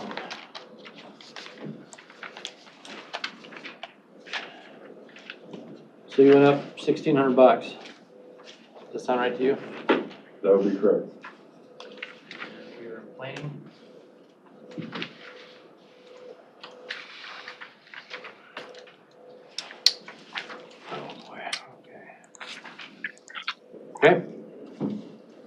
about general supplemental and general? I don't have any of that for the planning department. Okay. So we have environmental health. Environmental health. I do have one line item in this that comes from the general basic fund. Okay. Give me those numbers and I'll. That line item is 130,000. That's going to 135,000. That's just one line item, or is that all, what's the total? That is for for the funds that go from environmental health out of general basic fund, that includes all of it. So I had general supplemental, so I need to move it over to general basic. It says general basic. 5,000. I had you going up 22,000, Matt. Is that right? Well, that's just for the general basic funds. So we haven't, now we'll get to the rural services fund. What are the numbers?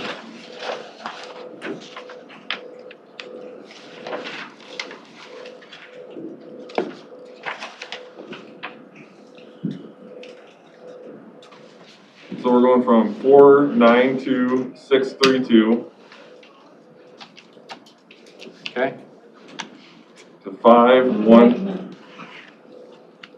Should be Well, what reports do 362. you have that we don't have? The reports that I give you. This is the latest one that we had emailed out. What you got? Right here. For your fund 11. Up here on this line? Okay. Yeah, your 496. You can mess with what they're talking about. So, We'll start over?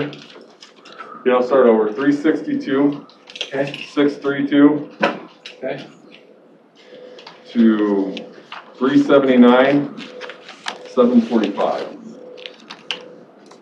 So you went up 17,113?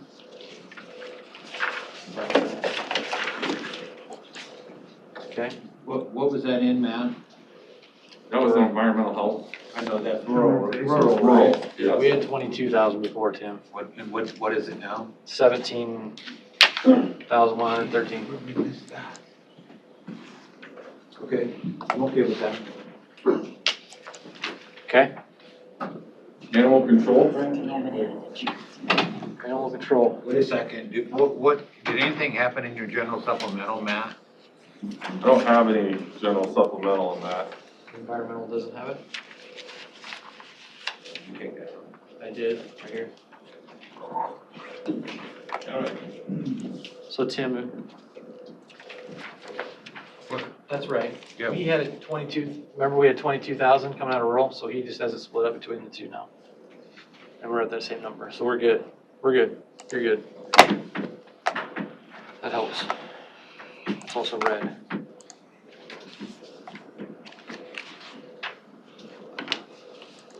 We're still red, everybody. Well, of course, we're gonna be the red for spending more. Green is good. I know. All right.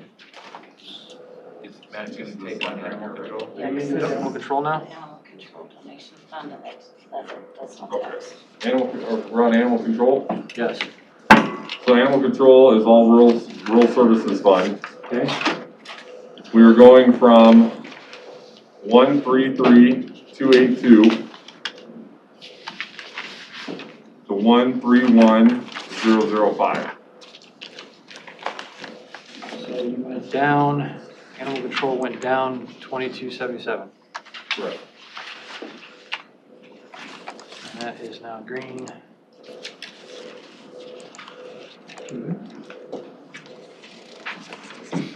Okay. You have other budgets? Public Yes. health? One more, Okay. public health. All right, this is gonna be difficult.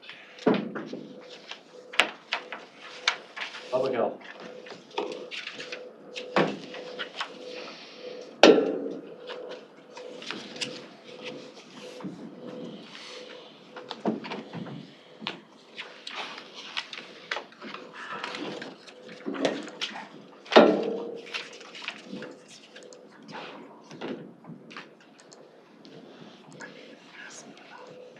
So obviously these numbers are gonna be skewed quite badly, right? I don't know. So That's what we're trying to figure out. for the budget so far, or for the, Why don't you give me what you got, and then we'll try to figure out how we can fix it. okay. So tell me what fund. So we're on the general basic fund, Okay. and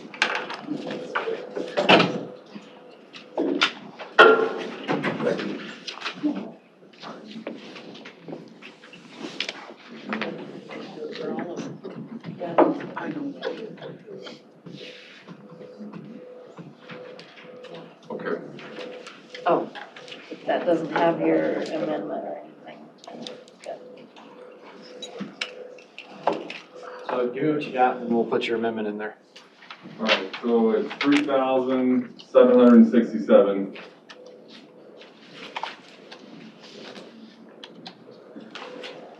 Okay, 3767. No, that's not right, Matt. Well, this is on the general fund. I know, but that's a, I mean, if you want a baseline number for this, it might be better to go back to 1920, because I think there was a mistake in that 3767. If you look at the budget before, it was 376,303. I think we're missing a zero at the end of that. A couple of them, actually. You probably went to 376,700. You follow me, Matt? yes. Okay, so Oh, because What? these numbers you're looking at is your revenues minus your expense, vice versa. So in 2021, his revenues were 1,541,800, and his expenses were 1,545,567 was his budgeted revenue and expenses. Because you got that million. No, this is public health. No. So this is because of the budget amendment that you all did, had put in $1 million into the revenues. And so that's why I mean, this number is gonna be really skewed. So if you wanted, Let's just go back here. you could go, as I say, on this one, you could go back to 1920, Do that. and that's 186,332.56. 186 what? 186,332. Okay. And then move down to next year, what we're requesting is 285,359. So you're going up $100,000-ish. Yes. Okay, we're in public health. That's, I mean, we had it at 157. Now, on the general supplemental, 280,001. And that's going to 233,148.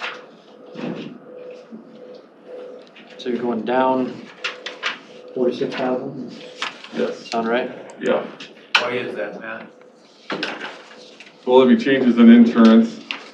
What we have. People leaving family and going back to single? No, what we had before was we had some insurance, we had some insurance pieces budgeted for individuals who wound up, we just put them on a contract and on the grant, we didn't offer them insurance. Right. So that took away the insurance. All right, good.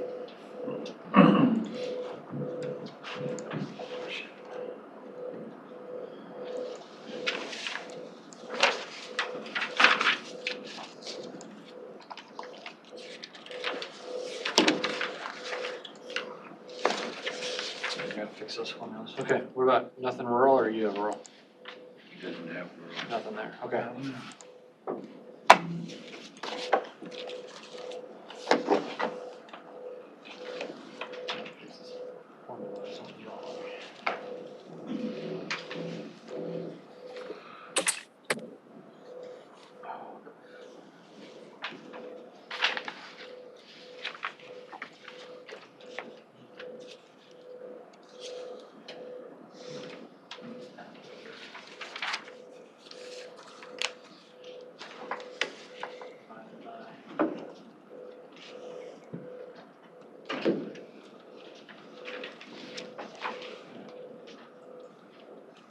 Okay.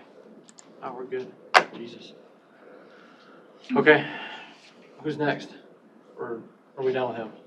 I believe We done with Matt? we're done with Matt. Let's move on to, I'm gonna highlight these because this could change, but they're going to change. I know, but in our head, we need to realize that if they do change for this budget, for our levy rate, we're gonna have to deal with fund balance if we're gonna make the change for this 1 year. Because I don't think we can, I don't really think we're gonna be able to pinpoint it down to his actual cost this year. So like if his costs happen to go up above 99,000, for example, we're not gonna levy for it. We're gonna use fund balance to get it to where it needs to be. Then next year we'll fix it. I see it. Well, Because we're in unknown. That way I'm not changing Matt's Becky's levy expenses rate. are gonna be going up because of the COVID, and we're gonna cover that in either, cash reserve or Yeah, we're saying the exact same thing. gaming or something, and then we're gonna get reimbursed at a later date, but, I mean, I understand where you're going, but. I don't wanna include it as an operating expense, so that way we don't have to change the numbers of our levy rate. So like, if we go down 3 cents, let's say hypothetically, and then all of a sudden his costs go up, we'll fix it with fund balance. So that way we're not messing with the levy.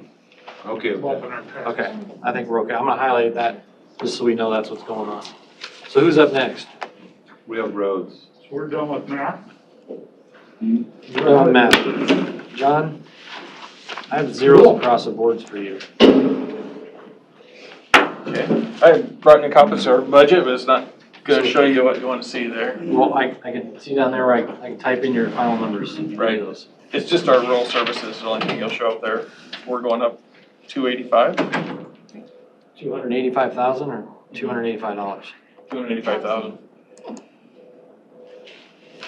Becky, did you have us at 5.1 last year out of rural services? I don't have a Department 99 report, so I don't know what it is. So it means we need to raise taxes on the rural 5 cents. Say that again, Justin. 5.1 and then you're going to. Based on our model right now, we have to raise taxes. Yeah, I know. Well, I'll John, something that way. from what John presented, did you take that $300,000 out for that road grader? Yeah, so what's weird here for me That's in is, his Fund 20, that doesn't have anything to do. right, I have a whole nother funds, so I only have I wanna know rural, I want my fund, I don't care about your. 285,000 So you're taking 285,000 out of our fund? out of rural, yes, increase. We had 5.1 last year, and my understanding was Why? Let me five. ask you that question. Is it because of the road grader? Well, here, the direction we give John a while back was that, take a look at his expenses, leaving the levy the same. And leaving the levy the same, how much more revenue that provided? And that's where that number came from. So is he giving us back 285,000? No, So that's a new expense. it will be. There's revenue to cover it. Okay, now watch that number on the right. Well, how's the revenue to cover it? That would not make sense. Well, hang on, just, wait till we get to the end. 285, 150. We're doing a separate calculator for this. Because if there's revenue to cover it, then that's not that number. That number would be 0.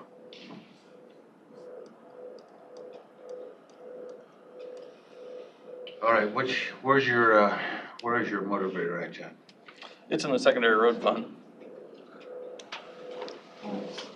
Go ahead. In new equipment. So is the only revenue for that secondary roads fund will collect the sales tax? My revenue is mostly outside, so only property tax revenue to I'm talking me, about the secondary roads fund. right? How much of that's local option sales tax that funds that, right? Yeah, that's one of the funds that pays into it. Where's your levy rate on that? I mean, It's not shown on I have copies of my budget, but it's shown in Department 99 because it transfers in. It doesn't show as a revenue in my budget. So last year I was 5.1. This year we talked about 5.385 on the property tax piece. So that's about a quarter of my budget. I'm budgeted to spend almost $2 million this year. So I'm already deficit spending, so taking expenditures away still leaves me with the same problem. I'm still deficit spending. Do you need that going forward to 5.3, or is that a one-time deal? That's a 5 points, the 5.3, What you just said? that'll continue on Year year after year. That's Until we either raise it or lower it. I mean, Is there something to cover the $285,000 right now? so it's hang tight. Let's just keep going. So that's all you have then? for That's property it. tax on that table, yes. Yeah. Okay, look what it does below you. So look right here, guys. Here's the new money coming in. And then we go and put secondary roads going up 285,000. And now we appears to owe 5 cents, which means we'd have to raise the levy. Which I'll just be very clear I'm not doing, so. Oh, just hang in there, man. We're getting there. All right, John, you're done.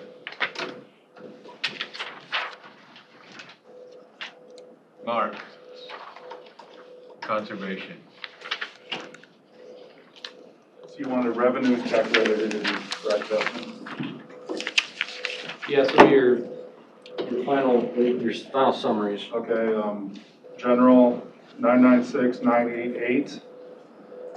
996,988, Yep. okay?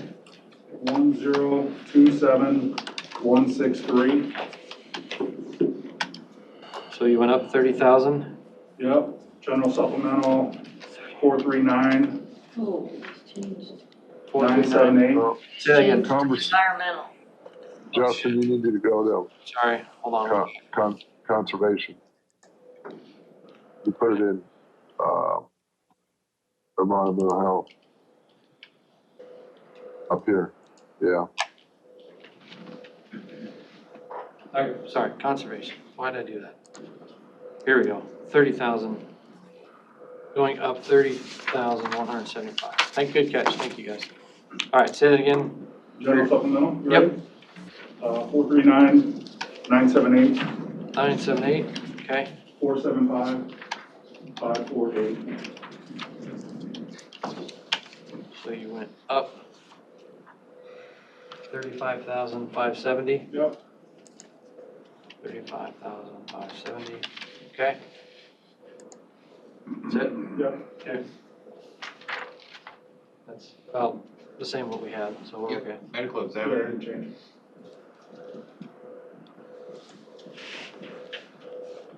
Are you ready for Sherry's? Justin, I'll give it to you. Yep, go for it. General basic is 335,224. Okay, And request 340,619. up 53, medical examiner, 5395. Okay, general sub, 37694.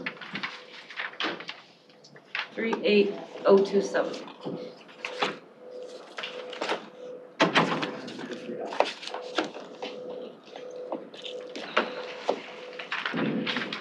okay.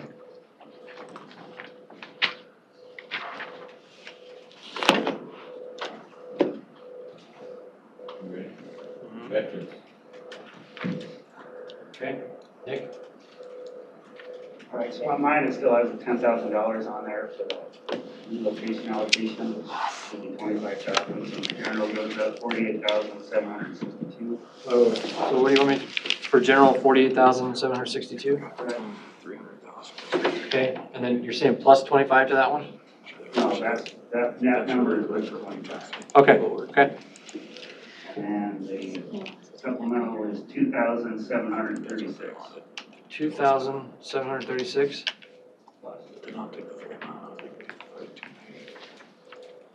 Oh, you already did the calculation for me? Yeah.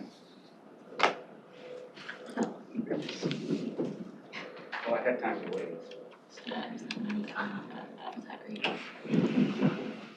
$2,736. Okay, thank you.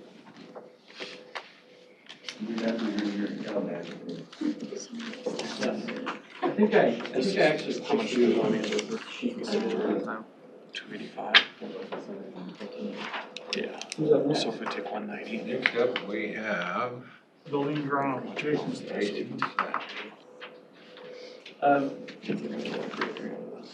General basic, Okay. 1092,559, Okay. 2122 request, 1074,445. So you were going down 18,000. That's not right. 1092. Yeah, you went down 18,000? Correct. Buildings and grounds. Negative 1814. Green. Okay. Let's go to your general sup. 348,260, 260. Okay. 348,260. No change. Okay. You're not rural, so it's 3.7%. All right. Next. Attorney. County attorney. They always have She this. just stepped out. This one from Matt. I can give them to you. Because that's what they're over. Yeah. General basic, 2147019. Sorry, say that again. 2147019. Okay. And 2168173. So we're requesting that much more. Sub 855295. 894501. Okay, so attorney. 94,000. Change it a little bit, 94,000 for. I would just carry it on, who cares? Round down. 39,206. What did you have for the county attorney, Jefferson? Which is Four? No, now. Now they're going up 21,154 in the general, and then the general sup, they're going up 39,306. It's 10,000 more than we thought last time. There was some additional revenue, I think, that they were gonna bring in on that too. Oh, boy. It was, Can you highlight it for now, until she gets back? yeah. Okay, let's go to the next person. Who else do we have left? IT? Next is IT. IT, general basic, Is David, before you start, is Yep. that your revised budget? That's not the budget you presented to us when you came? correct, it'll be the changes that we made to was, yep. Okay, go ahead. 1731050, Okay, 1810550. hold on, 1 second. So you've gone up 79,500, okay? What's your general sup? 308500, 356000. What was that last number? 356000. IT going up 47,500. What, And no rural, No what? no rural. Yeah. what do you have, David, going up in the general basic, Justin? Say that again. What do you have, David, information, IT going up in the general basic? 79,500. That's not right. How's that not right?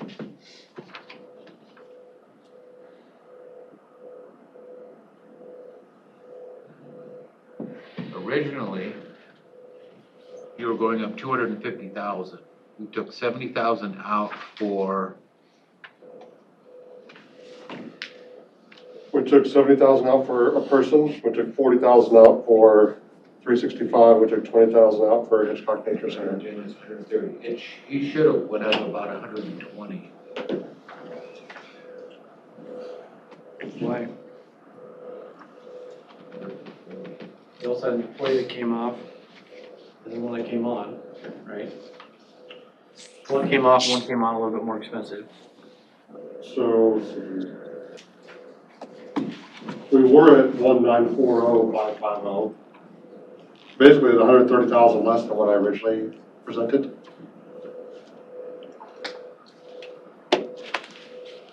And the up about 80,000 is accurate, because that's what Office 365 is going to cost us for next year. So that's right. Or at least in the neighborhood. Okay. Okay. Who's next? You want GIS? Yeah, GIS. 298,000. 297,300. No, yeah, you're right, 298,000. Then the next one for this year is 297,300. Back to $700. Hold on, make that green. And the supplemental, last time 75,372. The new one 75,500. You went up $128.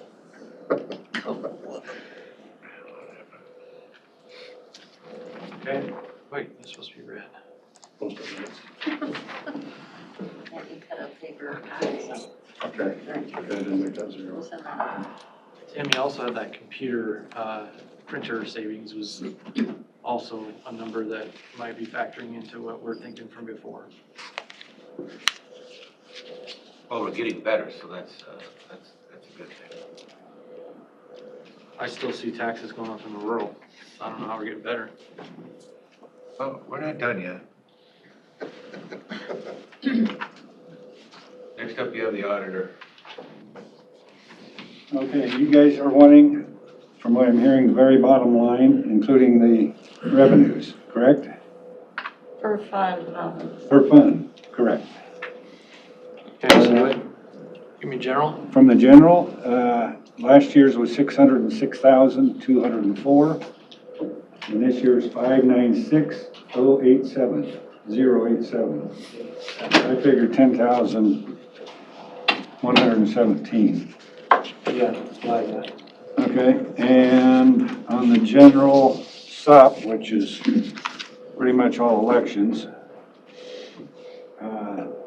last year was 794,355, and this year is 652,195. Should be 142,160. Okay, so.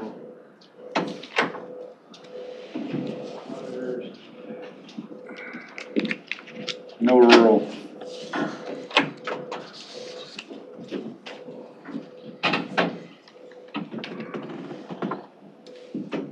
That, just so I'm clear, Melvin, that's factoring in as though you left the former finance director's No. budget in there or It not? wouldn't be in the general supplemental, it's in the general basic. Man, like when you gave me those numbers, were those there? Yes. Yeah, no, it's still in there from, when we last talked. So I think we're gonna make a lateral move with that. We're gonna take that 81,554 out of his. I recommend that you don't do that, because you really. And then we're gonna move it over into the boards. 81,554? No, you guys, you don't want to do that, because you don't know what you're getting into with this change. And I think you'll be reducing your options down the road. Becky's gonna need some help in that office, because I don't think, you don't know what you're getting into. And I think moving that out of my budget and cutting my budget is, I highly discourage it. The because you really don't know. I know you guys know the budget, and and that's where you work with the auditor's office is on the budget, but there's so much more. And Becky Belt told you about 10% of their, of course this year I think it's more like 20% of their time is spent with you guys working on the budget. But all that other stuff that they do throughout the rest of the year, you don't see that. So I think it would be really, really bad, it could be really, really bad if we don't have more people in that office. They've been running bare bones for years. And to lose another one is, could be drastic. So I think I would like some support from some other supervisors who would help me realize and keep that person in there in case we need to hire somebody in that office to take care of auditor's duties. I stood there 2 months ago and took an oath to do my job, and if I don't have the personnel to do my job, it's gonna be pretty damn hard to do it. And I know you think you know what you're doing, but I guarantee you, you're going down a road that could be a disaster.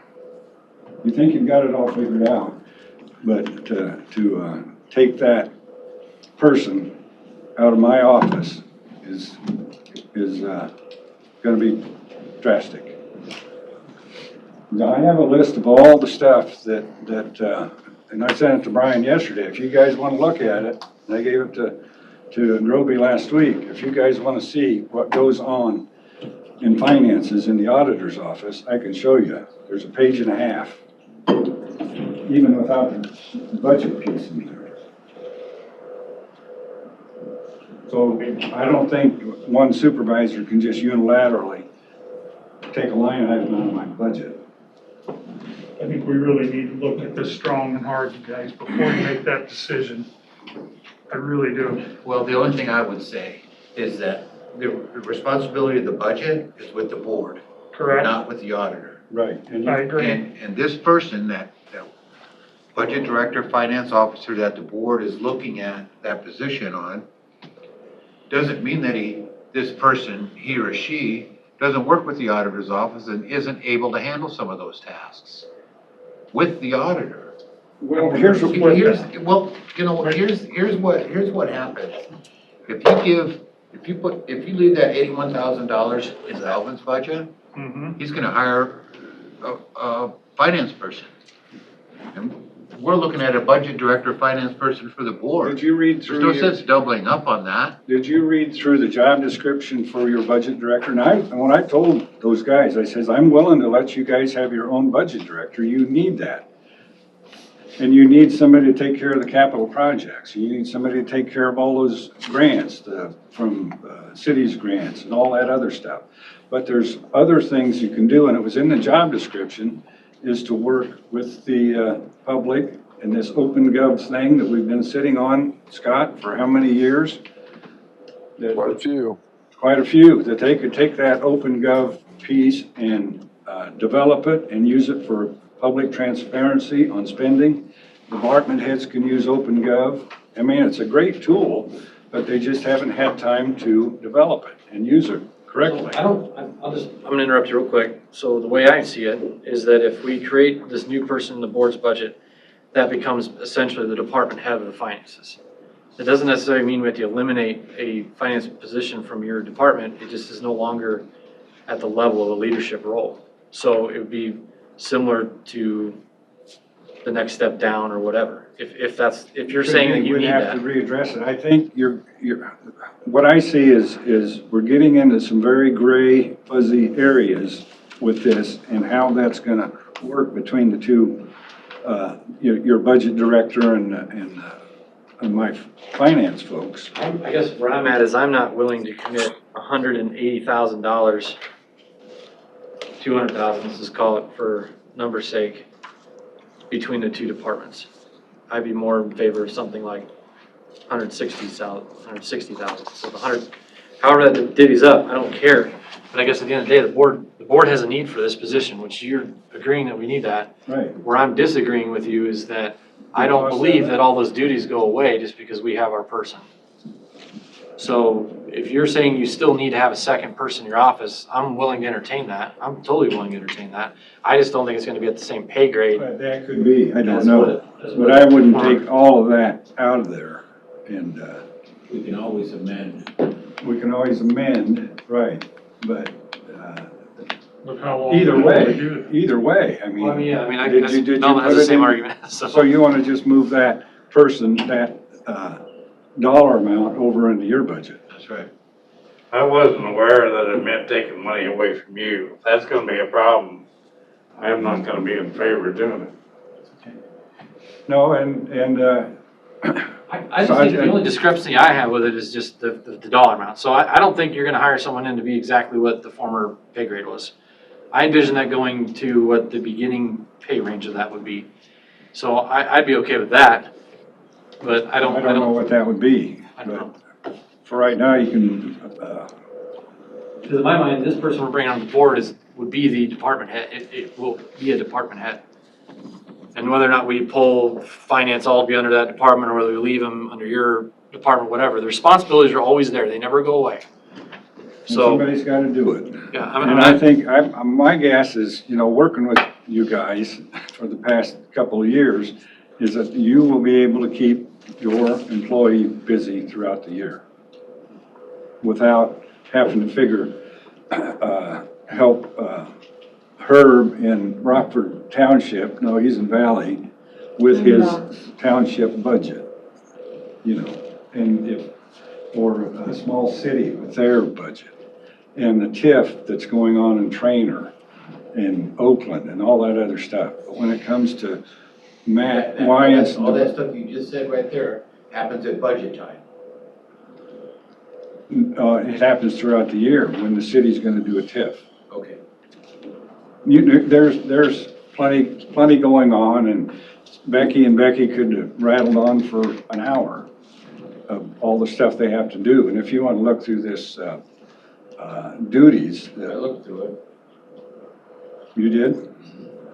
All the duties. There are certain things that the state auditor requires that, per code, that stay within the auditor's office. Be certifying budgets, which is what she'll be working on here for the next several weeks, is certifying city township budgets. 28 townships, how many cities? Then she'll be doing the schools, the 8 school districts budgets, certifying those. So I'm just brutally being honest here in open session. Do you need someone to be at the management level to do that, or can you do that with someone at the level of what we have in there now? I don't know, I've never been there before. So, I mean, like I said, I know that's what you think, but I think you're safer off leaving that position in my budget. What the salary and what the capabilities and, because my vision of this person coming to the board is gonna have responsibility in the auditor's office. So, I mean, that's where we will have to work together, no doubt. well, that's where I'm having a problem with the fact, that's like an example I gave you of 200,000 versus 160,000 or whatever, or 180. I mean, let's just say there were 3 employees, okay? So you got the board's person, you've got your current finance person that's there, and then you got your vacancy. If that total is equivalent to, I don't know, maybe that's a low number, 250,000, let's say, between those 3 employees. The way I envision it is that the board's person is the department head. So that salary is going to be the leadership role. So let's just hypothetically say it's 100,000. So then in your office, you would have 2 finance people, hypothetically around 75,000 each. So, I mean, that's what that math worked out to. I don't know. I mean, that's where we have to figure that out. But no, there's extra cost, and Brian asked the question, well, where are we gonna get the money? Well, where did we get the money for a risk manager and and all the security we have downstairs, stuff that we've added over the last 20 years, medical examiner, and this county's growing and it takes people to run it. And we just. Can you do some of that? What? Can you do some of that work in the finance office? Could I? Yeah, probably. I'd have to be taught when I'm not worrying about election bills, which is another thing that's popped up. is the election bill is gonna put another hit on us. So I don't know if we'll have to replace Andrew's seat or not. So I'd like to at least leave that one in there too, because there's a lot of unknowns out there. And I think the road we're going down, or that you guys want to go down, I think we need to be very cautious on how we delineate those duties. And you know, Becky always worked with the other department heads. You guys, and Matt, and Jeff, and Rasmussen, you know, that's just what, everything Marilyn Jo always said, and I don't want maybe I shouldn't bring her name up, but she's right when she says everything runs through the auditor's office. All the real estate, all the taxes. And regardless of where your budget manager is, whether it's in the auditor's office or under the Board of Supervisors, everything runs through that auditor's office. And if you start cutting anything in there, it just slows the wheels down of everything else in the county. If John Rasmussen or Tina need help with budget something, well, I don't have time to help you, you know. But now you're gonna have a person who does have time to help, Lee and John and capital projects. And you probably got more of them in the list. They'll be able to sit down with you guys and work out a 5-year capital project plan. And then you can get all that stuff figured out and laid out. And rather than trying to do a pre-bond levy 2 weeks before your budget's due, you can have all that stuff taken care of. Right, so And I know this year it was a little different working with here's the you are in compromise city. I'm gonna make with this right now. I think we leave it in the budget for now. You don't hire until we actually get to the bottom of this conversation. I guess the board doesn't approve of you hiring that until we can get to the bottom of this conversation and figure out what that But looks I would like. hate to have 3 of you guys dictate to another officer what they do. I know you do have the purse strings and you can control the budget, but I'm not gonna get into the constitutional authority. It doesn't matter. I mean, No, that's you state can- level you can stuff do that needs to that. get fixed.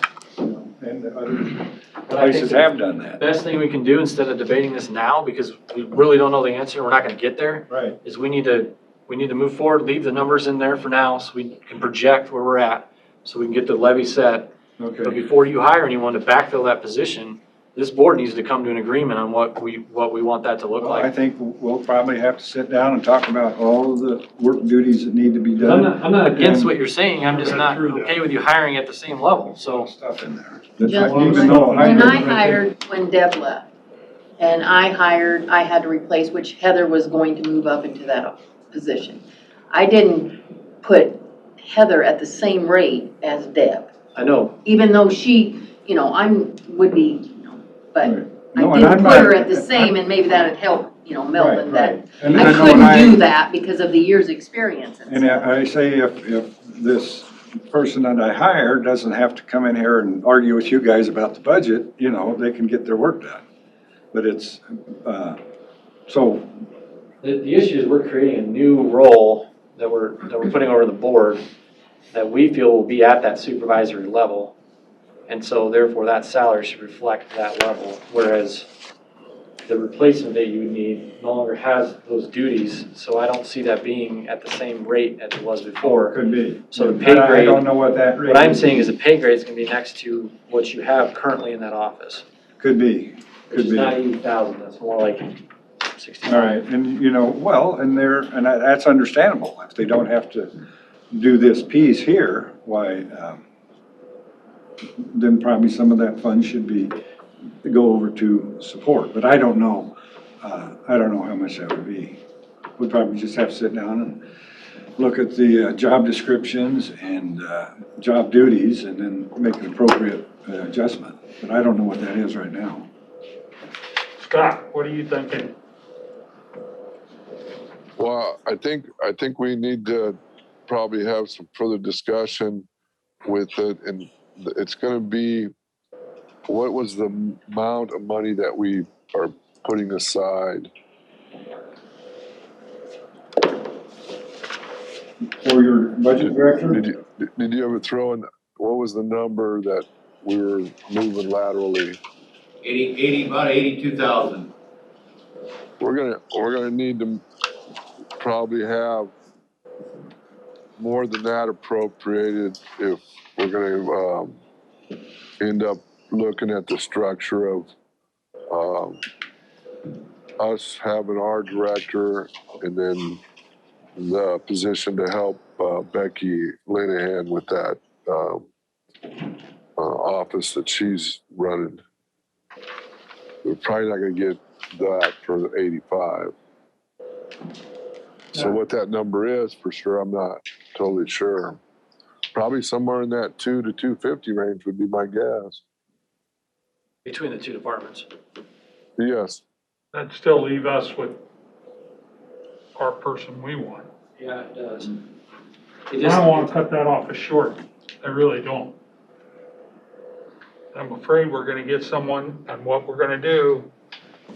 I'm not arguing, I'm with you on that. I'm with you. I'm I not, truly what I'm not believe with you we're gonna guys cut is them on short. the level, the rate, so, and that's where we gotta get that down, because I envision the board's finance director being Becky? the higher paid position. Well, I think you need 2 people in there to do all the other, there's much more than just budgets in there. So I think for the sake of this conversation, let's leave it alone. At 250? And I recommend we put 2 supervisors to meet with Melvin and meet with Jana, come up with what we think that rate should be for the replacement for you, and then I think we go from there. You've got your app out there. I don't know how Becky will get along this spring after certifications and whatnot, but you've got your application out there. I don't know what sort of response you're getting, or you get somebody hired, but at some point, she's gonna need some help. Well, can we help Becky at some time before somebody gets, I don't know, I don't know either. we would be glad to help, because Becky can't swim and dig, anymore. We can help do whatever to help Becky. If there's. Heather is more than qualified to, give some assistance to. Well, we can. So Becky's not walking out the door. Well, I'm sure Heather's Whatever, not sitting down there twiddling her when thumbs. she's overwhelmed, Yeah. we're glad to do whatever to help. No, and I can probably go in there and try to do what I can too, if I'm not worried about Really? production. I'll try. Really? I'll try. We're gonna go through a transition with this new person. I can empty the wastebasket, please. Yeah. So I think what we're saying though is that we need to get a small group together. We need to keep moving on with today's and get a small group together to discuss this, right? Yeah. Okay.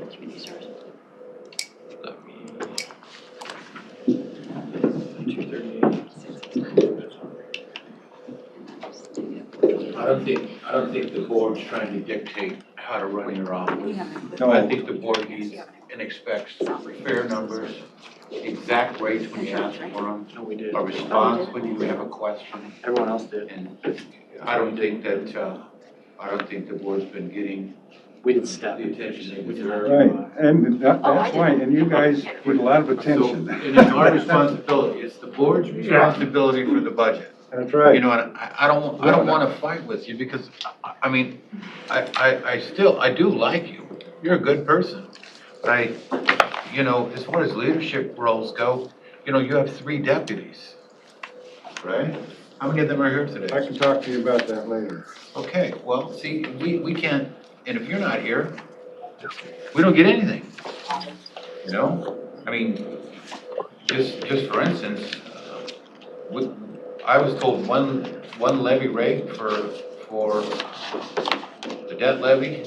Justin was told another one. We were 3 cents off. That kind of stuff makes a difference.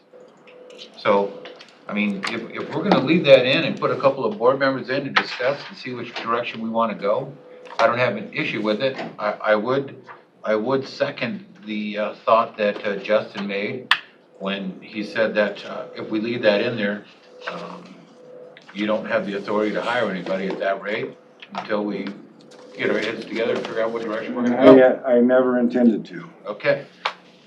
All right, next up on the agenda, we have H. I need to fix this because I was doing something backwards.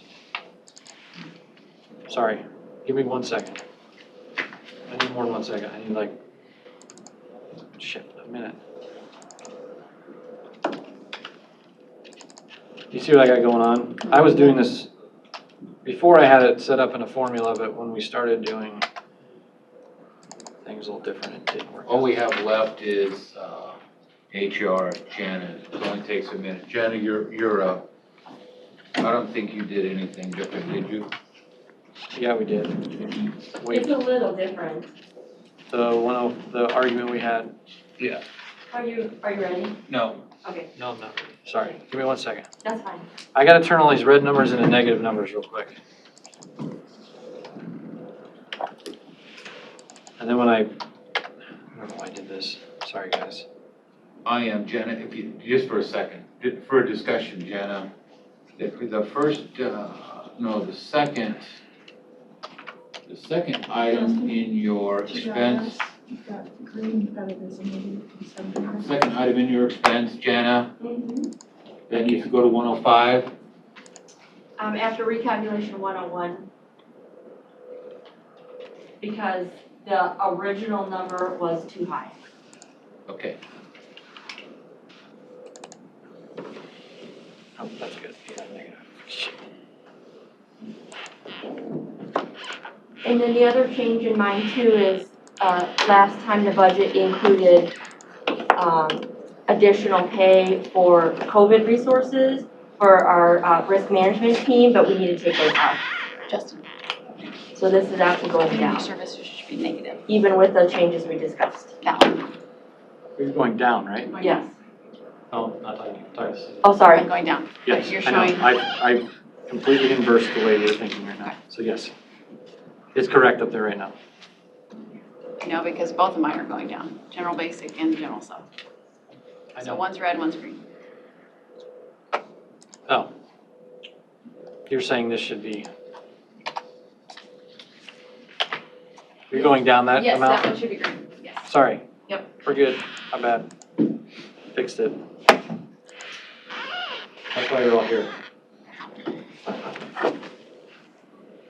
Okay, Jana, you want to recite those All right, numbers? Jan, sorry about that. Go ahead. Yeah, no problem. So general basic, the 2020-21 total budget was 379,720. Okay. Okay, the 2021-2022 department request is 369,747. What went down, Jana? What went down was that my salary was incorrect in last year's budget. It was too high. Unfortunately, that's not what I get paid. The HR assistant salary is going down with the new hire. Our training budget is going down by a couple thousand, and then mileage is going down because we have a vehicle now. Okay.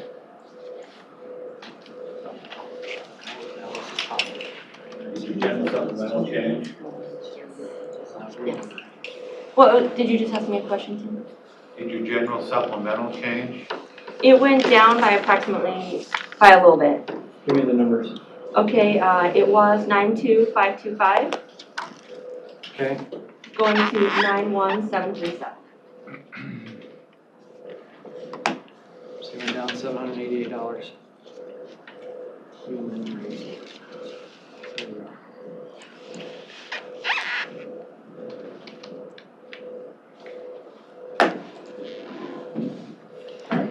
Tim.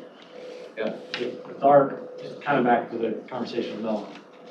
If we put this in here as this number, What's that?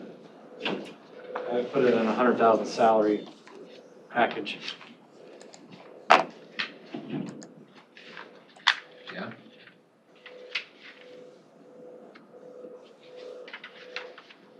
Okay. So that brings our general basic to zero, breaking even. Do it.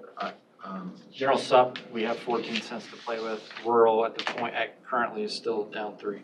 Can we revisit rule? When you guys talked about the grader, I thought you wanted me to reduce my expenditures. I didn't know you're targeting a revenue line item. So if you wanna go with a $200,000 increase, I asked for 5.3 and the 200,000 will be the 5.3.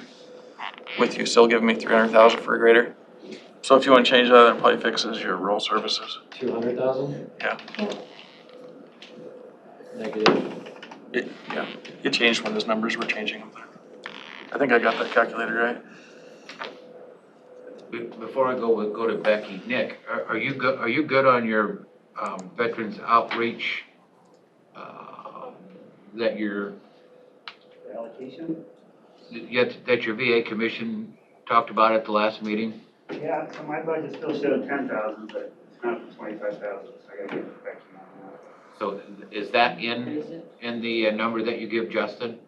The 25,000 is in that number. Yeah, I fixed it when we had that conversation All right, that good.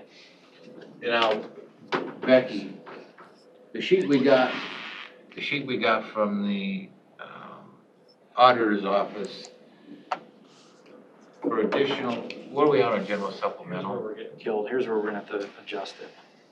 Well, maybe. What are we at on general supplemental right now? 14 cents. Is there additional revenue in general supplemental 1.159 million?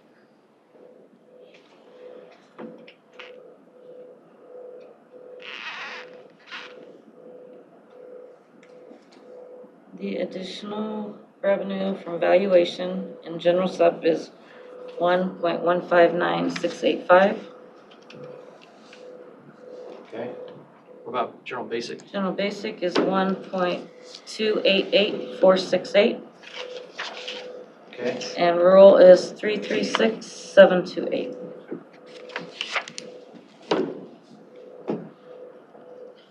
Ballpark. Yeah. You know, the other. Yeah, I see where The other report they give us was wrong on the general supplemental levy. Okay. And where it says, what's a penny worth? Right there. What's pennyworth?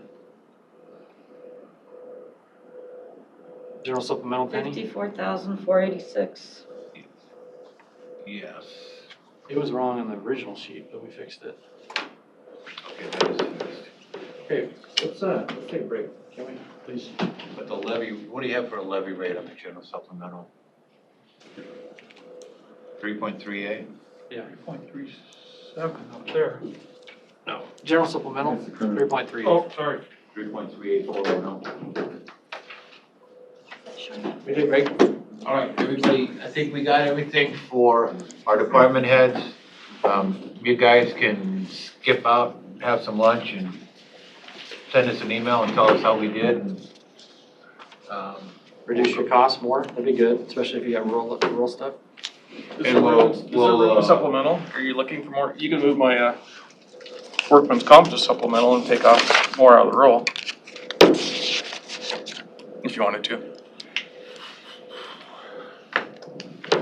Justin, we have two other small things, on other business that I'd like to take care of real quick, and then our next item on the agenda will be All right, thanks everyone, I appreciate closed it. session. Thanks for your time. Okay, go ahead. All right, Jenna and Matt and Nick. Discussion decision to approve pay for employees working COVID max vaccination clinic. Matt, you're up. Thanks for having us back again, everybody.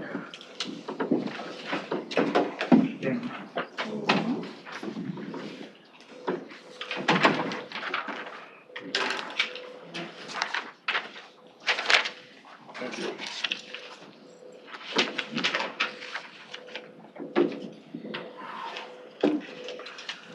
Okay, well, yeah, thanks for having us back. You know, we do want to start by thanking the board for all their continued support when it comes to COVID. There's been a lot that's been going on, a lot of long hours and hard work that people are putting in, but the board is always listening to our requests, you know, even extending the Families First Coronavirus Response Leave Act time past December 31st, volunteering your own time at the clinics, and listening to our requests when it comes to pay for COVID. you know, it's been going on a year now, right? Just about a year, March 1st, right, will be a year. And so you have employees that have been working hours and hours and hours on the COVID response. So if we take a look at number one, to begin with, originally, what we said was that department heads who work the mass vaccination clinic would just flex their own time. So if I worked the clinic on Saturday, I would either, you know, try and take Thursday off, or I just don't get paid for it. What we are asking is that department heads who do work the mass vaccination clinics receive straight time pay for the hours that they work at the clinics. The reason that we are asking for this now, and this would be moving forward, I'm not asking for any back pay on this, but we just want to make sure that we continue to have fully staffed clinics, and that those people who are trained will continue to spend their time at those clinics. The department heads that we do have come down there, for those of you who have been down and kind of seen how the clinics roll, it really does help having a department head there, whether it's Mark from Conservation, John Rasmussen from Roads, Lee's been helping us out in the dispensing area. Every one of those individuals there, since they already have a leadership role in the county, and they're able to help with those other employees that are there at their stations. So if other questions do come up, they're there to help with those things, and it really does help with the traffic aspect of what we have there. And I see them really as kind of essential to our operation as we go through these larger clinics and they keep expanding with more and more people coming through. Having experienced people there really does help us out. And we would request reimbursement for these dollars. Why not go back and get what you've already worked? I mean, I'm just being honest, like, if you think about the dues, Yeah. there's no reason you should not be getting what you've already done. I don't think that's fair of us to just start now and do it. I think we need to go back and compensate you for what you did. I mean, I This could, will all be reimbursed, correct? Most of it could be. 75%? Well, yeah, we're gonna submit all their time and wages into the FEMA reimbursement, and all that'll be a part of it, so. So I'll tell you where my head's at. Sucks for you because you're the public health director guy, right? So this is, in my mind, we pay you a salary to do that job because that's your job. So whether you go over or under, that's your job. You know, for these other folks, that's not their job. So they're out of class, you know, and so that's where but I don't think it's right, to be clear. So, I mean, I think COVID was something completely unexpected, and it's completely out of the norm. So I personally feel like you guys should go back and calculate up what you made before, or like what you've hours worked. You should have that somewhere, I'm assuming. It is being tracked in Tyler as mass vaccination clinic, so we So I just have to run a personally think you report. need to claim those dollars. I don't think that's right that you're gonna start today. You know, 75% of it's reimbursed, awesome. If it's not, then, you know, it's the cost of doing business. COVID's not. Where are we pulling the money from? Probably initially, we're gonna have to pull from our general fund balance until we can get it reimbursed. And then whatever is over is a cost, so. I mean, all of the mass vaccine and things like that are lined up to come out of our COVID relief fund, the money that we have appropriated over there for that. So it would come from that line item. So I think where I would be in favor of doing, I'm gonna write this on the board. They gave him like $400,000 last year. And then we just got 440. All right, who's our players here? We got, I'm just gonna write your names up here, make it a little easier. Matt, Jana, Garfield, Nick. Maria? Are we talking just department heads right now? Jake, no, everybody. Okay. Okay, I personally feel if we're gonna go above and beyond, you get straight time. This is Justin Schultz, mine. I don't know how I feel about that one. This one I feel like out of class.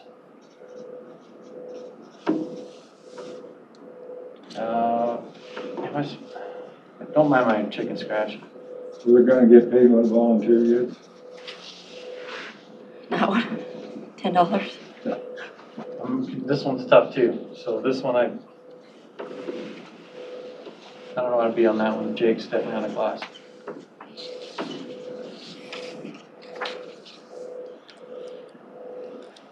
Tell me what you mean when you say out of class. Well, I can address that.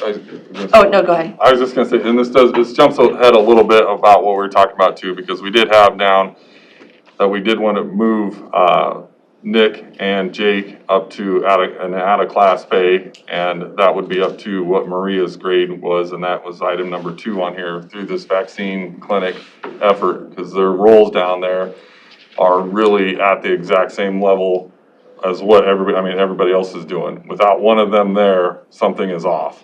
And, we even experienced that a little bit last Friday. Jake was not able to attend there, and there was something that was off, and some things got missed that shouldn't have gotten missed. And so when we're in there making decisions and those things are happening, they're all at the same level. And when I looked at that, I kind of looked at what everybody was at and put down to move them up to Maria's grade, which would be a 532. And that's on number 2, and the dollars are on the back of that page. But for the number 1 piece, the part where I was just talking about the department heads receiving time for their time at the mass vaccination clinic, that is really for, your Marks, your Johns, Lees, everybody that comes down there who comes in for the. Not Lee Oh, goes. okay. Yeah, I'm so sorry. Wouldn't be for elected officials. Sorry, Lee. I'm sorry. But in some way, to try to incentivize them to keep coming back. I mean, they all already have a really good community sense of purpose and wanting to serve and things like that, but this isn't just a 1-month effort, it's not a 2-month effort. I mean, we're looking at doing shots for 6 months, or if not more. And so to be able to keep having those people come down through there is why I wanted to be able to come in and ask for that part. So on your sheet, you're asking for Jana to be straight time and Maria to be straight time in excess. Well, so it would be Jana, Mark, John, any of the department heads that help out. So if I work 8 hours on Saturday at a mass vaccination clinic, and I've already put in my 40 hours. Nick are different because they're doing something different than what other department heads would be doing. Yes. Garfield, Nick, Jake, Maria, and myself are different on this aspect of it, yes. Okay, so all department heads, straight time, elected officials, we don't count. Yeah, I'm okay with that. I mean, that's me, I'm okay with it. I mean, I think it's real important that you guys are all down there. but How smooth it does run. People are really ecstatic about how smooth that runs. So whatever you've got set up, very important. No, I didn't finish my water either, Brian. I'm a little water Nazi there. But they had a thing on the national news, people weren't drinking enough water, and that's when they were having adverse reactions. Nobody was forcing them to. So as far as number 1, we're clear what their request is there, and then I'm also to go and run the past numbers, and then I can bring that back to the board and we can discuss. yes. Well, I'm speaking for myself, so I believe that's the way we should do it. Well, I think, excuse me, Go can you hear me? Yep, we got you. I think we should if we're gonna draw the line here and do that, if the board approves going backwards, fine. And then the line going forward, we keep track of that, so we're able to hopefully capture as much of that back as we can. Because everybody's a valuable player in this thing. I don't think we knew we were going to be in the vaccination clinic business and how much vaccine we were going to get. And I mean, there was just a lot of unknowns, and still are a lot of unknowns. I mean, they could tell us we're not dispensing it in another month, that someone else is going to do it or whatever. So, but I think these people are probably deserving of what proposal is. So, Is the back payment you have on the back there, is that? That's something different, Okay. which we can get to that in one minute. So number 2, then, we briefly discussed talking about that out-of-class pay for both Nick and Jake. The dollars are on there. We would need, if approved, to discuss what effective date we would want for this. We want to discuss that now? Or any questions on number What have we 2? done now, 5 clinics, 6 clinics? 18. Oh, including the small ones? We have done 18 altogether. I mean, the effort really started back when Jake took up and really ran lead on doing the scheduling software. A part of that with Mint Chip Labs. Nick jumped in and took over supply, making sure that we had all the supplies necessary, ready to go. Ordered and broke down between, doing the breakdowns on what exactly it was going to take us per shot to have all of those things put in place. So that's really kind of when their whole effort came in on that, and it's probably a fault of mine that I didn't get in here to the board in time to say something to get this out of class structure put into place. So Do you still work out at Oakland? we have not done more out in Oakland. We did the 2 out there. We haven't had a chance to get back, but. Do you still do the Suite building? No, we weren't in the SWITA building for here, yes. Test Iowa is still operating out of SWITA here. Okay, thank you. Yeah. Now, is there a lot of people still getting tested? It's about 4,000 for the month of February, so it's a pretty good month. It can dip down in January, but it's increasing again. Okay. So. Would we like to discuss an effective date for that, or continue moving on? I feel like you guys have a handle on the effective date, right? Okay. Yeah. I mean, they've kept track of what they've done, so you know what that is, so. You got any kind of number? I guess I just trust that Jana reviews it, she's our HR person, and good to go. I don't think the board needs to micromanage that. Okay, number 3. So back when COVID was proving that it was taking a lot of hours from our department heads, we talked about them. And so now these department heads that I'm talking about are the department heads that are specifically working over in the incident command center. So Matt, Maria, Nick, and Garfield, we had made it that they would earn straight time if they worked any hours over 45 in a week.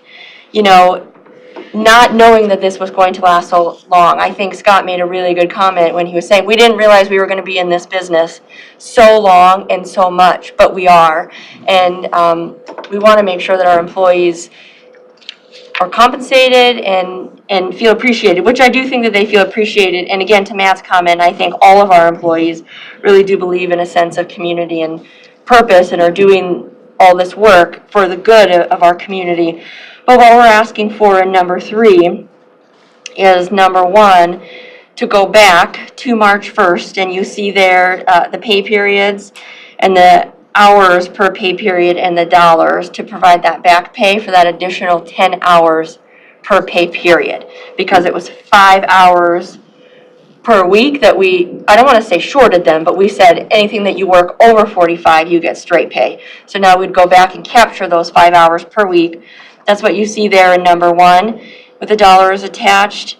And then number 2 of our number 3 would be that moving forward, they receive a straight pay for all hours worked over 40. Then number 3, sorry it says 2 twice, number 3, that we allow exempted employees to reduce their accumulative leave times by a one-time cash-out payout. We have 2 employees that are losing vacation and sick time this whole year, this whole past year. And we put something in place last year with the compensation or the disaster compensation where we would allow them to carry it over till December. Well, they still weren't able to use any of it, and so they're losing it. So we're asking for a one-time cash out to bring that balance down so that they can continue to accumulate. Do you know what that is in dollars yet? Have you been able to calculate? We could pick hours, like if we wanted to say a one-time cash payout of 100 hours of the vacation time. That's not what I mean. Do you know what that costs us if we paid that out? Is it like $20,000 or something for everyone? I can tell you.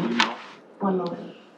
It'd be around like 5,300, or I don't know what it would be.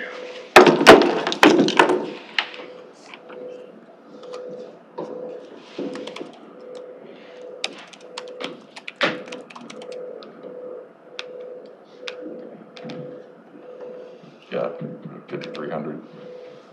Total or each? Well, so you could say maybe 8,000 total. Was it that close?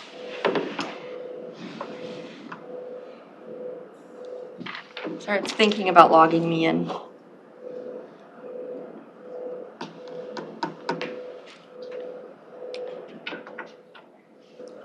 It'd be right at $9,000. I would just recommend, rather than doing like a budget amendment or whatever for this, that we do, we just use our, what do you want to call it, cash reserve, fund balance, whatever, to pay for this.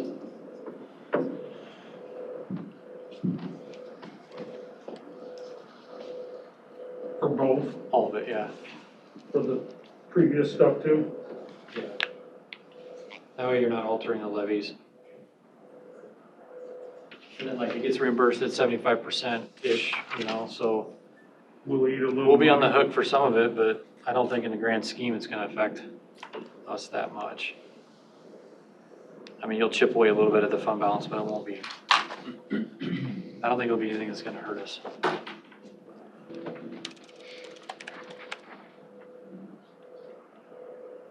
Who takes care of that FEMA paperwork? We do. Okay, And they've been doing, they've been all over it. I mean, they've, Matt, has the supplies been coming? Yeah, Nick, well, besides what Nick has ordered through the channels that we set up, then we did go over and receive some from EMA. Good. Keep me involved. Will do. do you need a motion to approve this, Chairman? Chairman, We'll go to the agenda that way. I'll make the motion to approve this, but the only amendment to that, what's on the agenda is I'd like you to go back and calculate up what you've earned, you know, the I'll wages that you've second earned. And I'd spearhead that effort on Jana. Yes, I will do that. Okay, can you make that a little more, So I'd like to accept this document. I'd like to make a motion to accept the memorandum provided to the Board of Supervisors with the amendment that we go back and calculate the back pay for the hours worked. For number one. Yeah. Jana, Yes. does that include the other employees that worked down there too? The other employees that work down there are all receiving, they're all hourly employees, so they're either receiving a straight pay or overtime, depending on how it works out for them. So they are receiving, Okay. yes. Okay. Yep. Thank you. Yeah, thank you for making sure that we take care of them What about too. elected officials? Sorry, elected officials Yeah. don't get it, yeah, yeah. I'm asking, Just the satisfaction of going down there and helping people. you know what, I feel it too, You know, you really do. that's all you need when you make some person, you know, they're happy and, They are so excited to get their you know, shot. to get you know, where excited they are. and, you know, they thank everybody and that's all that, I guess. Nah, I feel good I'll call volunteering. for those, Mr. Chairman. One more quick thing, Matt, you know, I don't know if this is still accurate or not, but at one point, the estimated cost per clinic was about $40,000. That's still halfway accurate? It's still halfway accurate, yeah. Okay. Are we doing everything we can to keep our costs to a minimum? We are. We're real. Are we giving people, like, maybe you can only work, can you come in 4 hours this day, maybe 4 hours the next day, and get ready for the clinic? So what a lot of our nurses will do is that's a hard day on them for those days that we're down there. So you won't see them around on Monday or Tuesday just so that they can recoup and get back ready. But the employees that we do have that, you know, work those days, they do come back in and take days off that following week and to I mean, it's a hard day on everybody down there. You see how busy it is. That option again for Nick, Jake, Maria, and Garfield. What's that?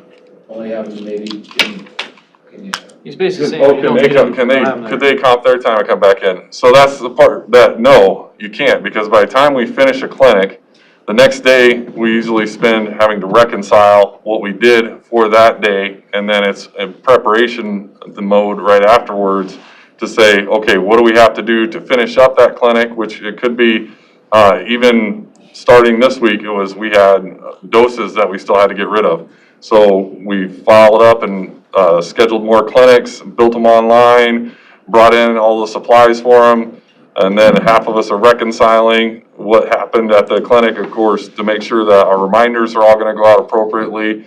And then I start immediately scheduling staff for the next clinics and being ready to go for the training and aspects of there. We have to do an AAR basically after every clinic. We're still in that initial phases of it. So every time we do a clinic, we're still finding different ways that we can refine our processes and make sure that, or make sure that the processes we have in place, how do we go back and make sure that we're really hardening those down and following through with that. So it's an immediate turnaround of what we're doing. And so while I wish I could say that, yeah, I could lose them for a day or two, I really can't, because all the time constraints that we're under, whether it's time constraints for using vaccine, time constraints for reporting to the state to ensure that we're gonna get another full allocation of it. It really does matter on a public facing side where we're at, and I don't wanna say I'm all just about rankings, but it does fall into that a little bit. Where are we at in the rankings? I don't want Potawatomi County to be at the bottom of the state for getting out vaccine. We wanna be at the top of the state for getting out vaccine. And so the efforts that we're doing right now, I mean, we're keeping ourselves up there. Matt, you got 40,000 per clinic. Would that be true even if you ran full blast at 2,500 people? Yeah, that's why we have them at that consolidated.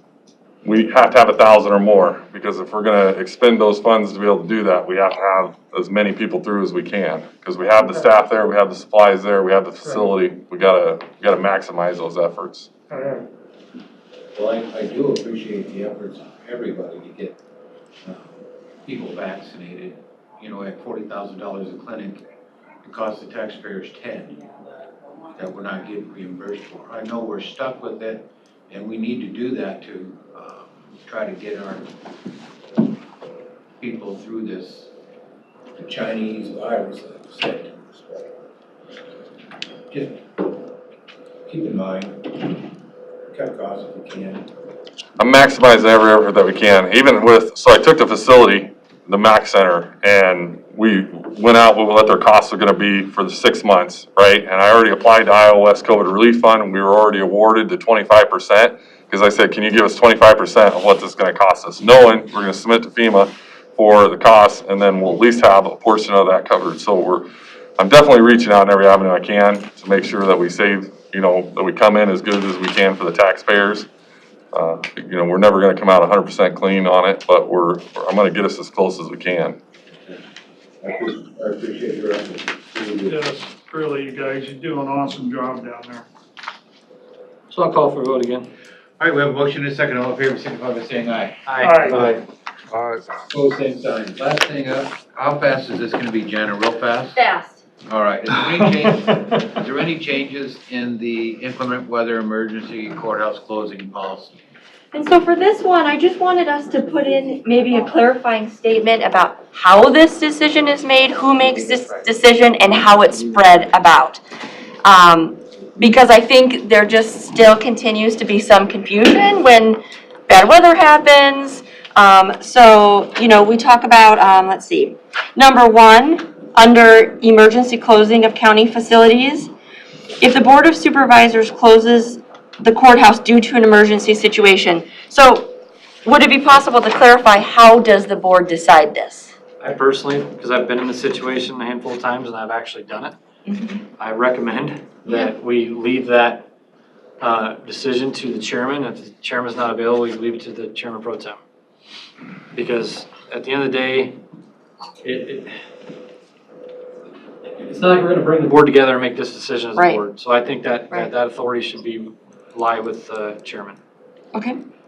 Well, the issue you have with inclement weather, if this courthouse is ever closed, you gotta keep in mind, if you close the courthouse, you're paying your employees.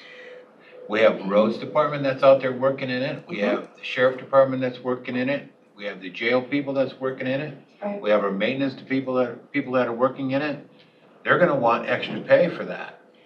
So, it has to be And I like do. a 24-inch blizzard Yes. before the courthouse is gonna close because of snow. And I think there's a difference too about, for example, we've experienced this during COVID. We're closed the courthouse to the public to come in for business, but that doesn't necessarily always mean that we're sending employees home. There's still work.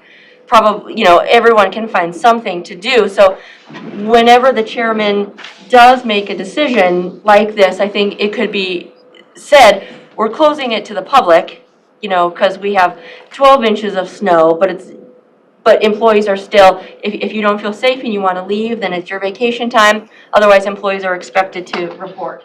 Kind of like what a school would do, right? Sometimes kids get out of school, but teachers still have to report. I think they close the schools a little quick, though. Yeah, At times. yeah. At times they do. So does, And they, The thing is, the situation is, if there's no services available in the courthouse, i.e. the recorder, the assessor, the auditor, and the courts have all closed and left, the only persons that are left there are court security. I guess what's the function of staying open with the security if no one's in the building? I mean, you're right. If the building is closed because the public doesn't have any business to do in here, but if we send them home, we're paying them to go home. Okay. Versus paying them to sit at the desk and don't have any citizens coming in, right? I see that too, but that's where it comes in, is if we close and send them home, we're paying them to go home. Yeah, I mean, I think the underlying thing, and to Tim's point, is that, you can't make this decision lightly. It can't just be, oh, it's a couple inches of snow on the ground, we're not gonna do this. I mean, you really, really gotta weigh that. Do your own risk assessment in your head and decide if, can we do this? And I agree with you, Chair and Pro Tem. I just think we leave it at that, and there's gonna be a cost. Well, don't you suppose the chairman can also consult with Buildings and Grounds or EMA or? Yeah, and I think they always do. I mean, I have in the past. I mean, Andy called me just before he was elected. He called me one day and asked me about it last year. And hey, literally no one's here. No one is in the office. It's just me and security. Can I send my guys home? I said, yeah, you can go home, send them home, but you're gonna, you need to stay there. And that's what we did.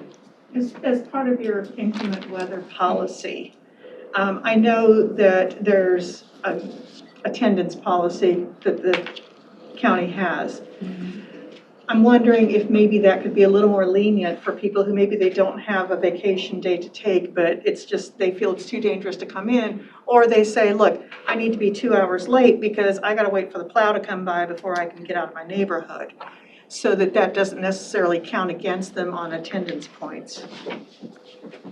Yeah, I don't really want to get too far into the weeds on this thing, It's not going to happen very often. I mean, we could have a natural disaster. We could have a snowstorm. We can take a look at what's best for our employees. It's safe for them to come in. I mean, everything comes into play on that. I mean, there's a level of discretion that the managers or department heads have, and I feel like that situation you're talking about, I feel like the department heads should be the ones to make that call. Janet's gonna let Garfield come in 2 hours late, even though they live by each other, it is what it is. That's her decision, but, but I think if it comes to actually shutting services down or shutting the courthouse down, I just think it needs to be, it can't be the whole board. It just can't. It's so hard to do that, and trying to call you guys or whatever, and if you don't answer because you're out shoveling your driveway or something, I mean, it just makes it very difficult, and I don't want to put employees at unnecessary risk for any reason ever. No, that's what I'm saying, everyone's different. 2 inches of snow, 3 inches of snow, you're at work, by the time you get off, hopefully the plows have been there and taken care of it. If we've got a blizzard coming in, we know what's gonna happen, send our people home so they can get home safe. I don't have any issues with any of that. Let the chairman take care of it. Is that your change? That would be my change. You make a motion to approve that, Justin? One quick thing, sorry, but how would it be communicated? Because I just don't want, someone from, the HR office to call the treasurer's office. Hey, guess what? The board closed the courthouse. I'm going home. What's the official communication of this? Official communication will be that Andrew Motes sends the email out on behalf of the chairman. Perfect, that's perfect. All employees. To all employees you're gonna send that to? Well, I think In case one of the elected or department head or something isn't there that day, and looking at their email, who are you gonna send it to all employees? Or All employees. All employees. Yeah, that's fine. And we have that. So that was your motion, Justin? Did you second that, Brian? Yeah. Yes, I did.